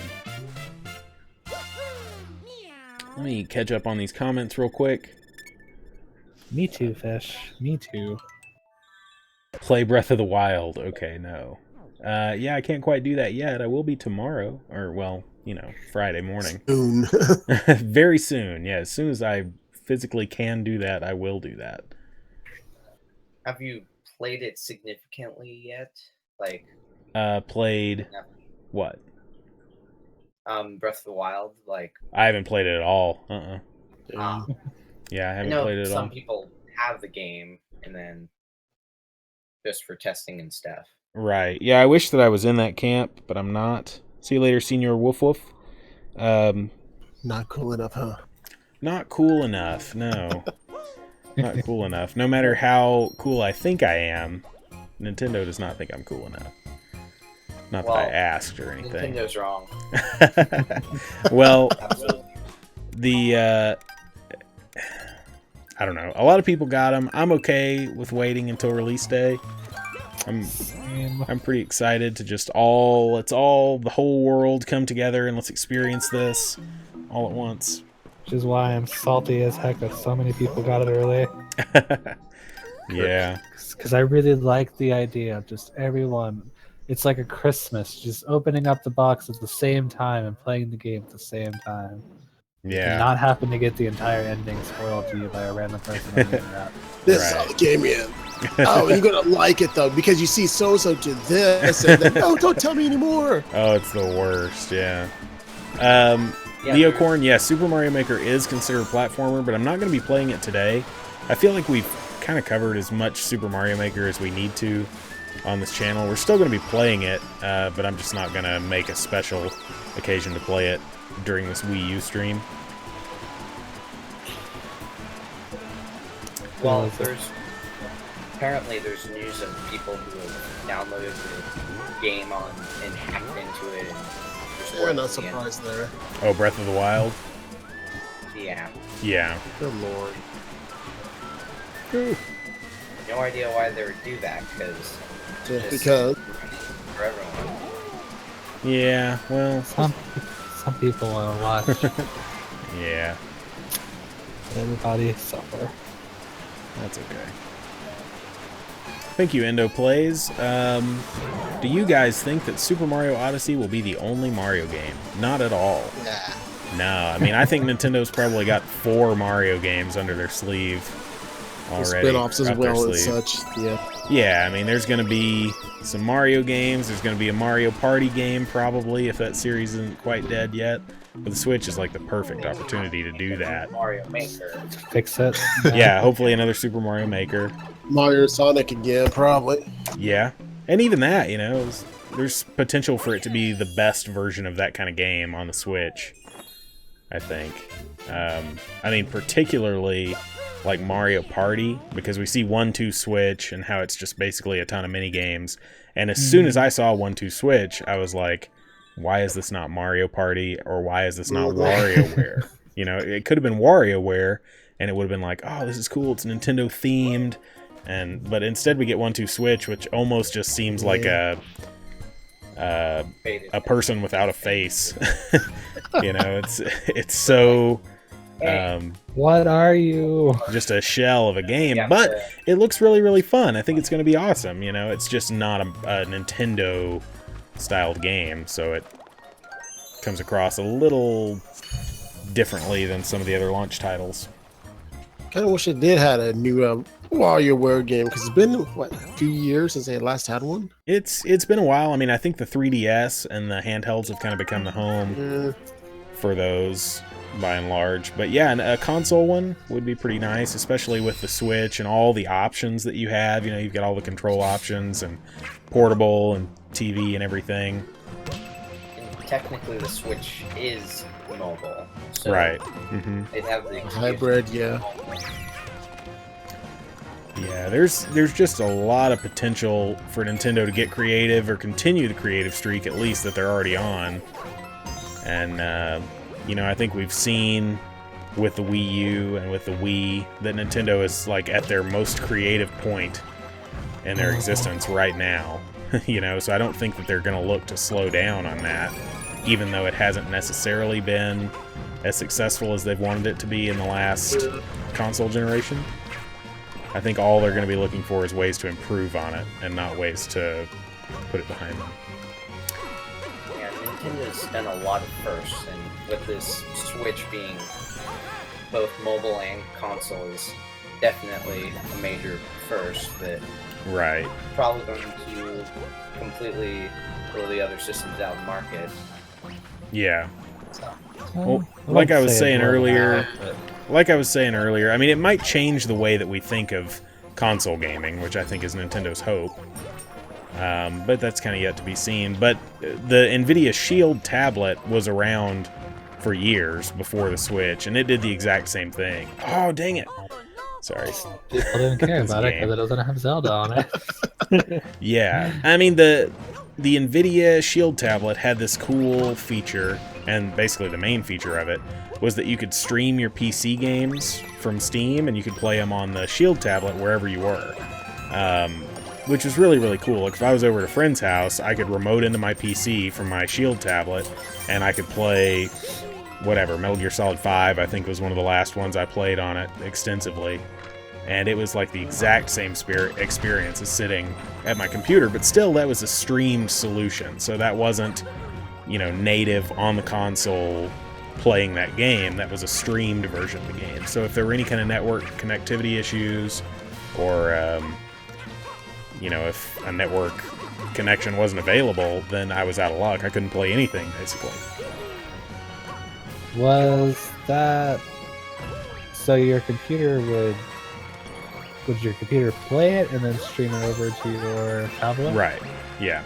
Oh, okay. And that's the same technology as a base, you know, the tablet part that Nintendo is harnessing with the Switch, but the you know, where the game is being powered is the different part. You know, Nintendo's going with building it all into the console rather than streaming it, which is what they tried to do with the Wii U, you know, but it was a poor version of it. The NVIDIA Shield tablet was so much better and more reliable than the Wii U, and it was more capable too. well, technically, didn't they also make it to where Game Boys were playable on a console by technical standards? With the Game Boy connection to the GameCube? Yeah, I mean, the Game Boy Player. there was the Game Boy Player, and before that, you know, we had iterations of that even as far back as the Super Nintendo. We had the Super Game Boy. Yeah. But also- there were some games, you know, where you would actually hook your Game Boy to your console and play along. Like Four Swords Adventures is the one that really comes to mind. That was a Zelda game on the GameCube, and you and 3 friends could all play together, and one person would be on the TV, and the others would use their Game Boys as controllers. There was a Pac-Man Versus. You could do that though, where the players was yeah. the ghost, and the one on the screen there was Pac-Man. Right. Yeah. There were some cool implementations of it. I mean, it never really caught on, I guess. Yeah. It's just hard to, as a company, expect something like that depends on your consumer base owning multiple consoles, it's kind of hard to rely on something like that. Yeah. Which Super is Game Boy something I was think awesome. that the Wii U really Dang it. had an advantage over with the Wii in some sense. Yeah. The Wii had a lot of games where you would have to have this accessory and this accessory to really enjoy them. Yeah. But I don't really have a lot of Wii U games that I know of that are like, you want this accessory and you want that, and you want this controller to have a good time on this game. Yeah. I have to get going. So, Okay, man. Well, thanks for coming by, chatting with us. farewell. Yeah, have a good night, man. Talk to you later. But yeah, Nintendo's tried a lot. You know, I think if there's anything that you want to slight Nintendo for, don't slight them for being stuck in their ways. You know, because they're always trying something new and trying to stand out in some way or another. It's kind of funny that you say that because so many people think Nintendo is stuck in their ways. Exactly, you know. I don't know. I watched this thing earlier, and it was one of those Fine Brothers entertainment videos. I don't know if anybody else watches these. I know. Stop it. Okay. Sometimes I do. Depending on the subject. Right. So this one was Teens React to the Nintendo Switch. Okay.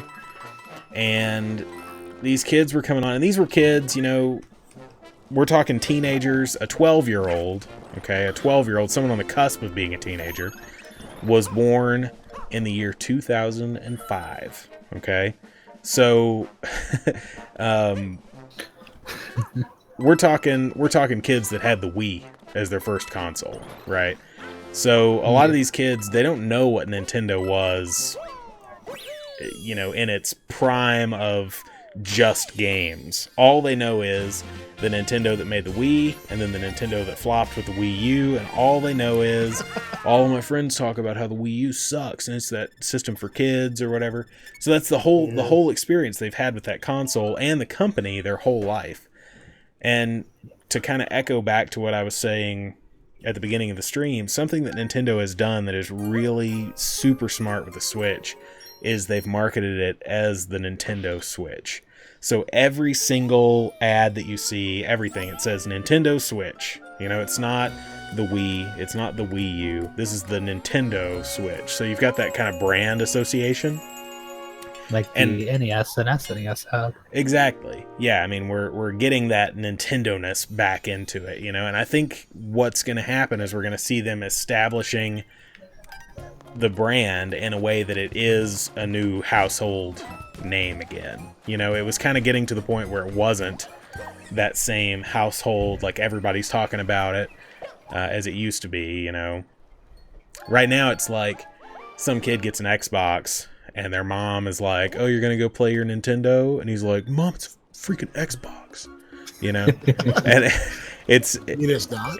Yeah, it's just one of those things where like kids are hearing about Nintendo and they're just associating it with, oh, those are those lame games that my parents used to play and now kids play, you know. So I think with the Switch, you know, I think Nintendo is going to try to redefine what Nintendo is, and I think they're starting out by just putting that branding everywhere. So they've got this new console called the Nintendo Switch, and you can take it anywhere with you, and it plays all these cool games that you play on other consoles, and it's revolutionary. You know, that's what they want. I think with the Wii U they tried, but with the Switch I think they're confident enough that they're just going to put their name everywhere, all over this thing, and when people think of innovation and people think of experiences that are unique, they're going to think of Nintendo. I feel like they're also marketing a lot harder with this than they did with the Wii U. Yeah, Nintendo has figured out how to use social media. They hired some guy that knows what Twitter is and knows what YouTube is. Before, it was just a whole bunch of people that were like aimlessly walking around all day trying to figure out how they were going to reach the youngins. And now there's some dude who came into the office and he's like, wait, you guys heard of the internet? And now they're actually reaching people on a massive scale. I mean, seriously though, look at their YouTube channel. Every time they have a direct now, they don't give you all the information. They give you little snippets. And then on the YouTube channel, there are like these 3-minute, 5-minute trailers for games that you didn't even get to see in the direct. So they're rewarding people for being interested in their product, and they're giving them tons of extra information, stuff like that. And like Twitter, they're actually posting about the Switch and giving you information that is totally exclusive to that. It's not like press conferences or whatever. It's just the Twitter social media department at Nintendo is giving you news, and that's huge. Lee. Oh no! The kids don't like it because they think it's for kids. I hate That's when right. it happens. Darn them. That's right. Hey, Tiny God, how you doing? Hey, Retro64, Crashing Bailey, Nick McNeil, a lot of new names there in the chat. Sorry, guys, I haven't been keeping up too well because I've been busy dying in Super Mario 3D World, but welcome. I know this is kind of a strange thing to think, but I feel like Nintendo is kind of trying to capture the American audience now. Yeah. Because when I think about people hating on Nintendo, I don't think about like, oh, those people in the UK really hate Nintendo, or like people in Japan and Nintendo's just not doing well in Japan. Right. I think at one point, No. I think at one point actually, PlayStation was selling more than whatever Nintendo thing was at the time.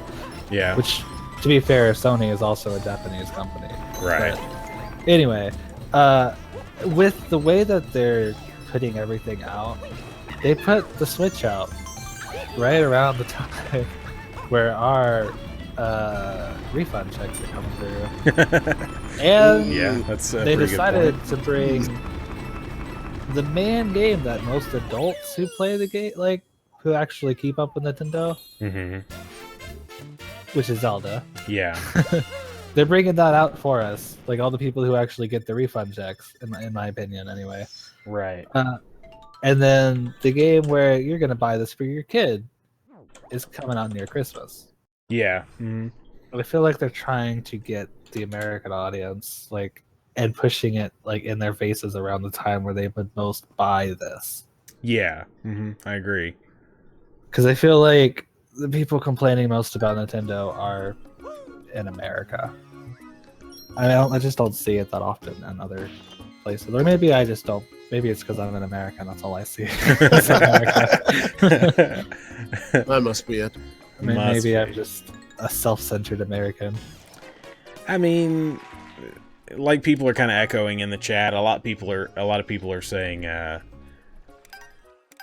that kids don't even know really what Nintendo's up to. Like, they're just not paying attention. It's not even on their radar, you know. And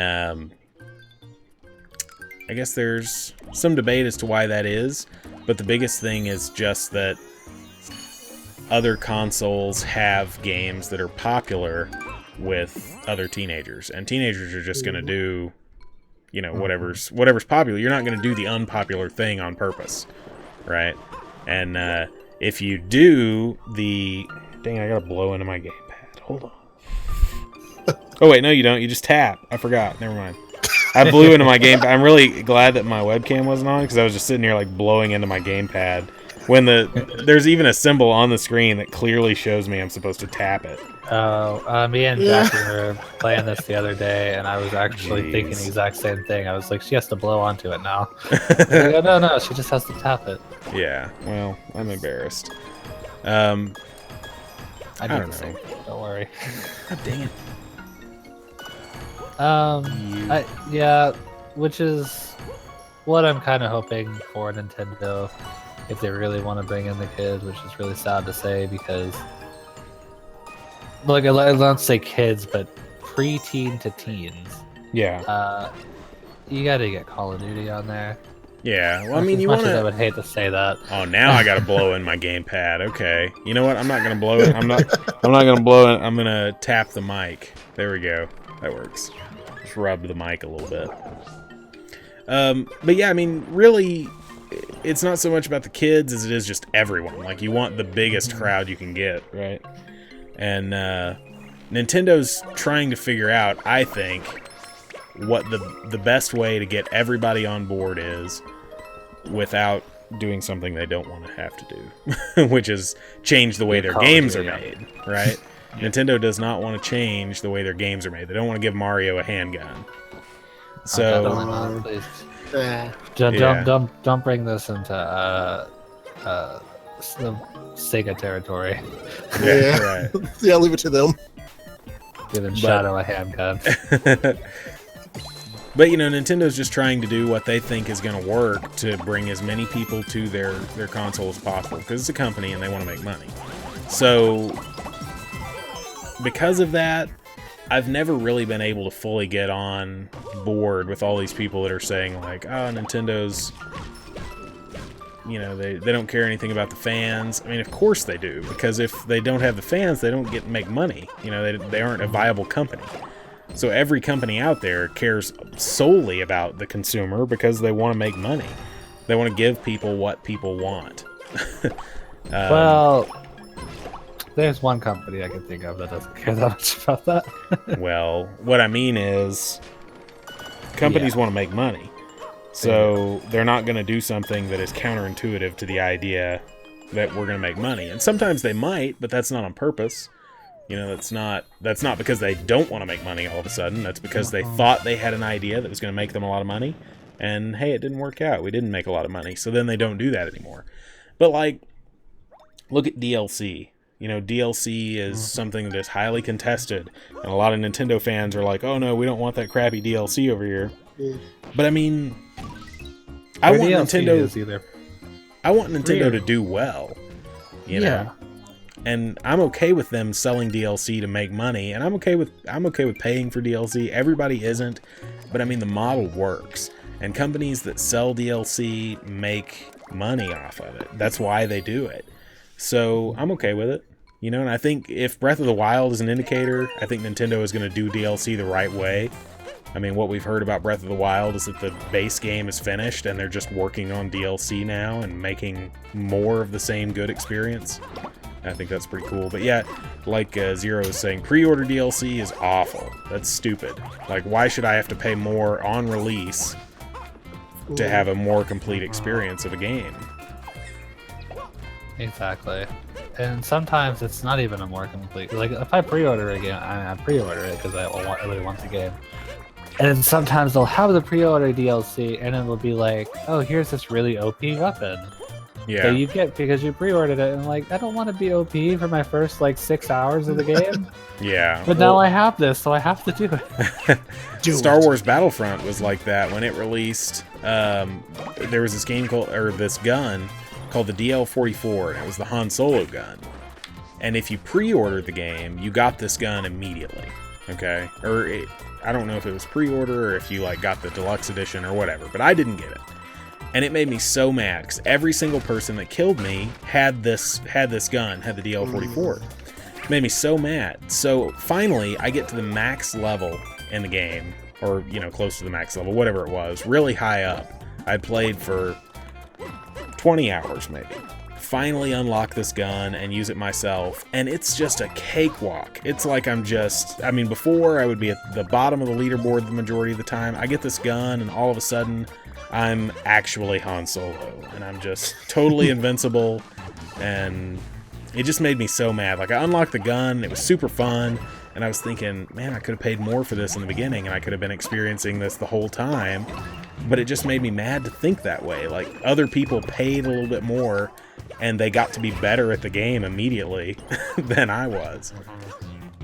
But I don't think Nintendo is going to fall prey to that, but I do want Nintendo to do what makes money. I just don't want them to compromise the good games that they make in order to do so.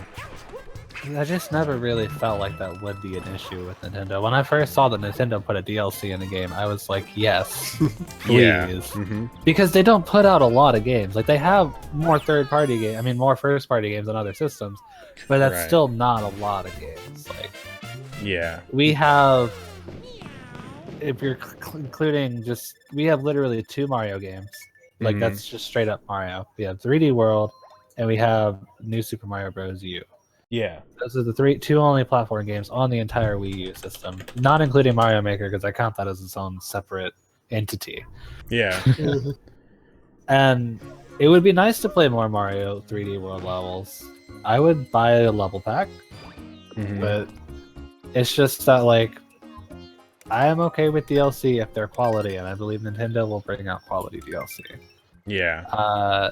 Smash Brothers was expensive for their DLC over time, but there was a lot there, and entire new characters to me really changes things. Yeah. Well, the Mario Kart 8 DLC was probably the best DLC Definitely that wasn't an was. expansion. It's probably some of the best DLC I've ever seen. It was so good. You got for both of the DLC, which I don't think it was even that much. Yeah. It was 4 entire new cups. Right. And new characters and new carts. Mhm. A lot of content there. And it was cheap. It was like, what? I don't know how much it was. $15? Yeah. Hey Darby, welcome back. Yeah, I mean there was so much there, and I think Nintendo is really gonna continue with that streak with the Switch. Good night, Kev. Thanks so much for coming, man. Kevin was the guy that kind of gave me the idea for this stream and chatting about this stuff and playing some Wii U games. So appreciate him swinging by and being a part of it.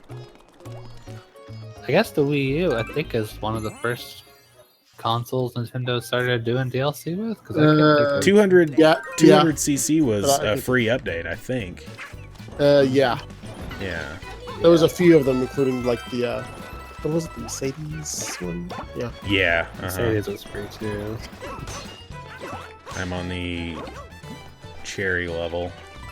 I was kind of surprised on the Smash Bros. When they're saying, okay, after Mewtwo, that's it though, and they started coming out with more DLC characters. It's like, what made you change your mind? Yeah. Yeah, I mean, I was excited as heck for that.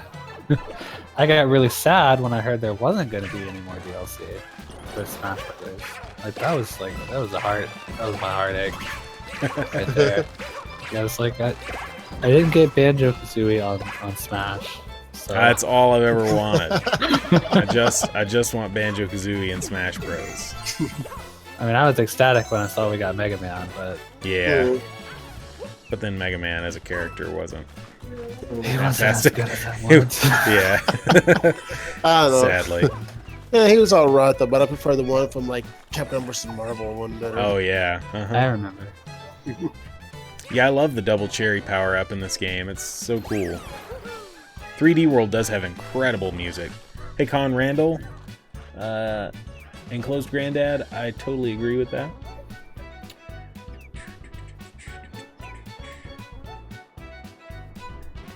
Blitzbox asking to win the Switch giveaway is a surefire way not to win the Switch giveaway. Surefire. Oh, I'm not gonna make it. Oh, I made it. What were we talking about? DLC? Games or DLC. something? Something like that. Yeah, Nintendo's just getting in the groove, though. I mean, they're testing out DLC. They did it with Super Smash Brothers. They did it with Mario Kart, but it's still not like a part of their model yet. But I think, I kind of project that that's where they're going with it. And you know, we're seeing a paid online service from Nintendo, which is really, really neat. You might think, why is that neat? That sounds awful. But it's a good thing. It's a good thing. We want to have to pay for Nintendo's just because everybody else is doing it, like all the other companies are doing it.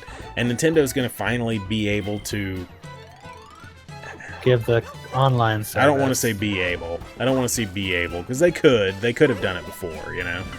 But they're going to have more incentive to, because they can't charge for this online service and have it suck colossally like the Wii U's online service sucked colossally. So there's going to be a little bit more incentive to, you know, pick up the slack, maybe. Maybe give us a free game every month, you know? Well, Who that was- knows? Who knows? Who knows? We'll see. We're already hearing, I think, that we're getting some virtual console games with that that subscription monthly online fee that we have to pay. So A lot of stuff coming. We don't have to pay for the first year, so Yeah, that's right. Well, isn't it till July? it might be till July. Yeah. I thought Later it in was the for a year, at least. Later in the year. Yeah, not now. Hey, Dash Gaming, the gamer who hides. Other people that I missed. Awkward something. But I Awkward hear hybrid. that the price is pretty low still for the monthly thing. We don't know for sure. You know, we know how much it is in yen, and some people have made the conversion from yen to US dollars. But, you know, Could I be think more expensive here. well, I think Sony's online service is also a little cheaper in Japan when converted from yen to US dollars. So there's a chance that it'll be a little more. I think what's projected right now is it's really, really low. I think it was like $24 a year or something very low. I don't remember exactly what it was, but it was considerably lower than the competition. I mean, Nintendo would be really, really smart to do that. And I mean, I could almost see Nintendo filling that role. Like, oh, we're going to step in and we're going to offer you an awesome online service, but we're going to charge half as much. You know, that would be such a cool move by Nintendo and kind of show that they're committed to this without being just, you know, we're going to gouge you.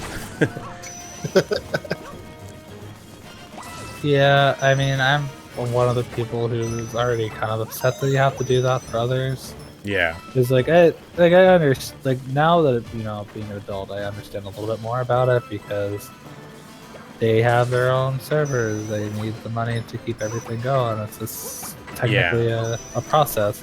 Well, But I mean, at the same time, it's kind of like if you've buy played system. Mario Kart 8 with anybody that has a bad connection, then you know the feeling. Like, I've streamed Mario Kart 8 before, and it's painful sometimes, because if one person's connection is bad, you're gonna suffer.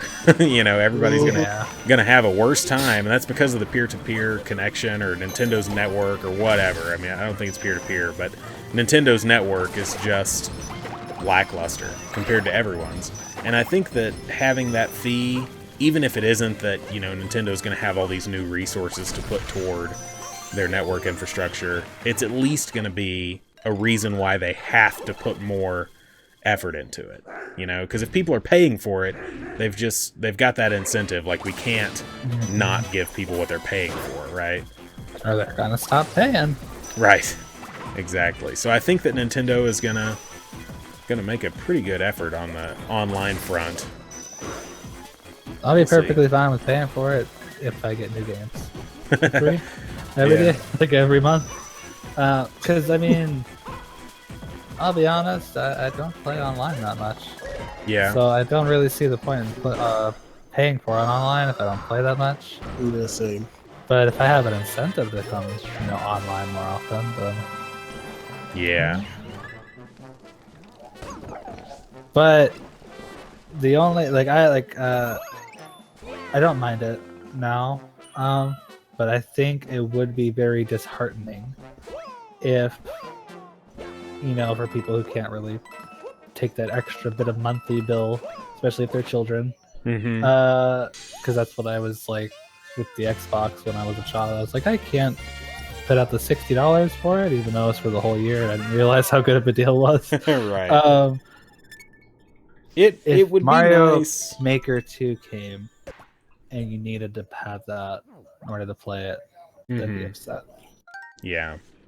I mean, that would be really limiting. You know, right now, that's one of the reasons why the Wii U is so accessible for so many people.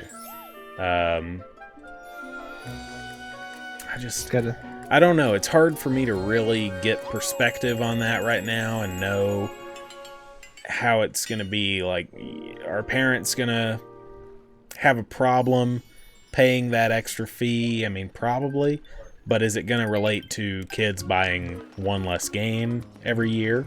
Or is it going to relate to kids not having a Switch? You know, that's kind of where I'm having trouble figuring out how it's going to balance out. I just don't know how the market is going to respond to having that monthly internet fee. We'll see, though.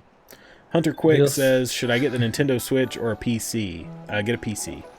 If you Always have get the a PC. option, get a PC. But I mean, it's a huge price difference. So Good $500 price. he difference. says I have $200. So if you have $200, save up another 100 and then get a Switch. But if you have a lot of money and you just want to get a PC or you want to build one and learn a new skill, that's really, really cool. I recommend that to everybody. I agree. I spent $800 on mine, which is pretty cheap for a PC. And it works great. Yeah. Play all the top tier games at ultra quality. Not anymore though. It's a little outdated. Get a secondhand Dreamcast for $200. I bought a Dreamcast recently for $30. So they aren't that expensive. Dreamcasts, if you get a certain model, they don't have any DRM on them. And you can't buy those Dreamcast games, you know, and actually give money to Sega anymore. So I've made, just gotten ISOs and then burned them to discs. And you can actually play them on your Dreamcast. It's really cool. That's kind of how I feel about the whole emulating stuff. It's like I can't really Yeah, give them their money, so why would I buy the games in like physical copy form if there's no reason to buy a physical copy of a game and give a game store the money. Like Nintendo's not going to matter if Nintendo's not going to care that you're buying a game from a game store. Like that doesn't mean anything to them. It doesn't make them any money, and it's really no different than downloading the ROM, you know. But it's just the gray area of it where you can't define that to a whole consumer base. You can't say, well, it's okay if you do this and it's okay if you do that. I just feel like if it's not on the virtual console, it's free game. Yeah, I mean, if it's not on the virtual console, there's no other way to buy it. Like, why pay that premium to buy it from somebody that didn't even make the game? You know, they're just somebody that has a copy of it. Mm-hmm. Oh, that's cool, Tony. Yeah, I've never played that. I have it on Steam, too, but I've never tried it. It is not nearly as good as the sequel. Really? In my opinion. And Just Nabwal? because the sequel controlled a lot better, but you can't get that one either. So. Yeah. I didn't even know there was a sequel. Oh, it's Mm-hmm. Just Set Radio Future. and Oh, it's- okay. It's amazing. Yeah, Was that I was on the checking out 360? It was for the 360. Okay, yeah, I remember that now. I remember the I remember box, at least. When I was playing it, when it was called Jet Well Grind. Yeah. Hey, Blaze. Hey, Gray Fullbuster. Somebody can do the giveaway command, so you can see that. Get in that giveaway. Win a free Nintendo Switch. I'll just say it since I haven't said it in a little while. We're giving away 2 Nintendo Switches. Myself, Darby from Blue Television Games, and Dave from DGR giving away 2 Nintendo Switch consoles and 2 games. So 2 winners are going to win a Nintendo Switch console and a game each. And we're announcing the winners on March the 9th. True Pixel Gamer says, would you rather get an adorable Pokemon in the real world or an OP one in a Pokemon game? Get an adorable Pokemon in the real world. Yeah, there you go. I Duh. don't think there's a question. Like, that's a little Jeez. unfair. I'd take 1,000 Rattatas in the real world. New playing over here. Wow. No care at all. Like, Uh, hey, All Motors 2K, welcome. So let's. I think we might wind this down. Start looking for a raid target. We only got to play a couple of platforming games, but I really don't have a lot of time left. I just want to tell everybody before I go, tomorrow I'm going to try to play some more games. We're going to have kind of a Nintendo Switch pre-launch party. And then once the Switch launches, I'm going to go to the store, I'm going to pick mine up at midnight, and then I'm going to come back here, and I'm going to stream the live unboxing, and then we're going to play some games. Probably not Breath of the Wild, because I think everybody's going to be doing that. So we're going to look at some other games that aren't Breath of the Wild. We're going to look at games like Blaster Master Zero. We're going to look at games like Bomberman R. Games like Snipper Clips, maybe 1-2 Switch. Stuff like that. So we're going to explore some of the other games and some of the smaller games or eShop games that are on the Nintendo Switch, rather than just Breath of the Wild like everybody else is playing. And we'll probably play that too, but in the coming days, not at midnight tomorrow night. But here, let's see who else is streaming. Oh, Blaster Master Zero doesn't come out until March the 9th, Tony reminds me. So replace Blaster Master Zero with Shovel Knight. We're going to look at Shovel Knight. Hooray, Shovel Knight. Yeah, I've never played Shovel Knight. I've never played it. I've Same. heard it's fantastic. It's absolutely amazing. My buddy Nintendo Addict is streaming, and I really want to go check his stream out. He's playing Super Mario Maker, and hopefully we can continue some of this conversation we've been having over there. Thank you guys so much for coming. I really, really appreciate it. And Zero and Dan, thanks for talking with me in the chat. Been a lot of fun, guys. Here's that link. I'm posting it in the chat a whole bunch. When you get over there, hashtag Lair Raid. Spam it. I just have to, like, I don't want it to get covered up, right? Hashtag Lair Raid when you get over there. I'll see you in Nintendo Addict stream. Thank you so much for being here, guys. Join Discord. Come chat with me. I just posted the link in the chat. Join that giveaway. Hopefully you'll win a Nintendo Switch. Have a great night, guys. Thank you so much. I'll talk to you soon.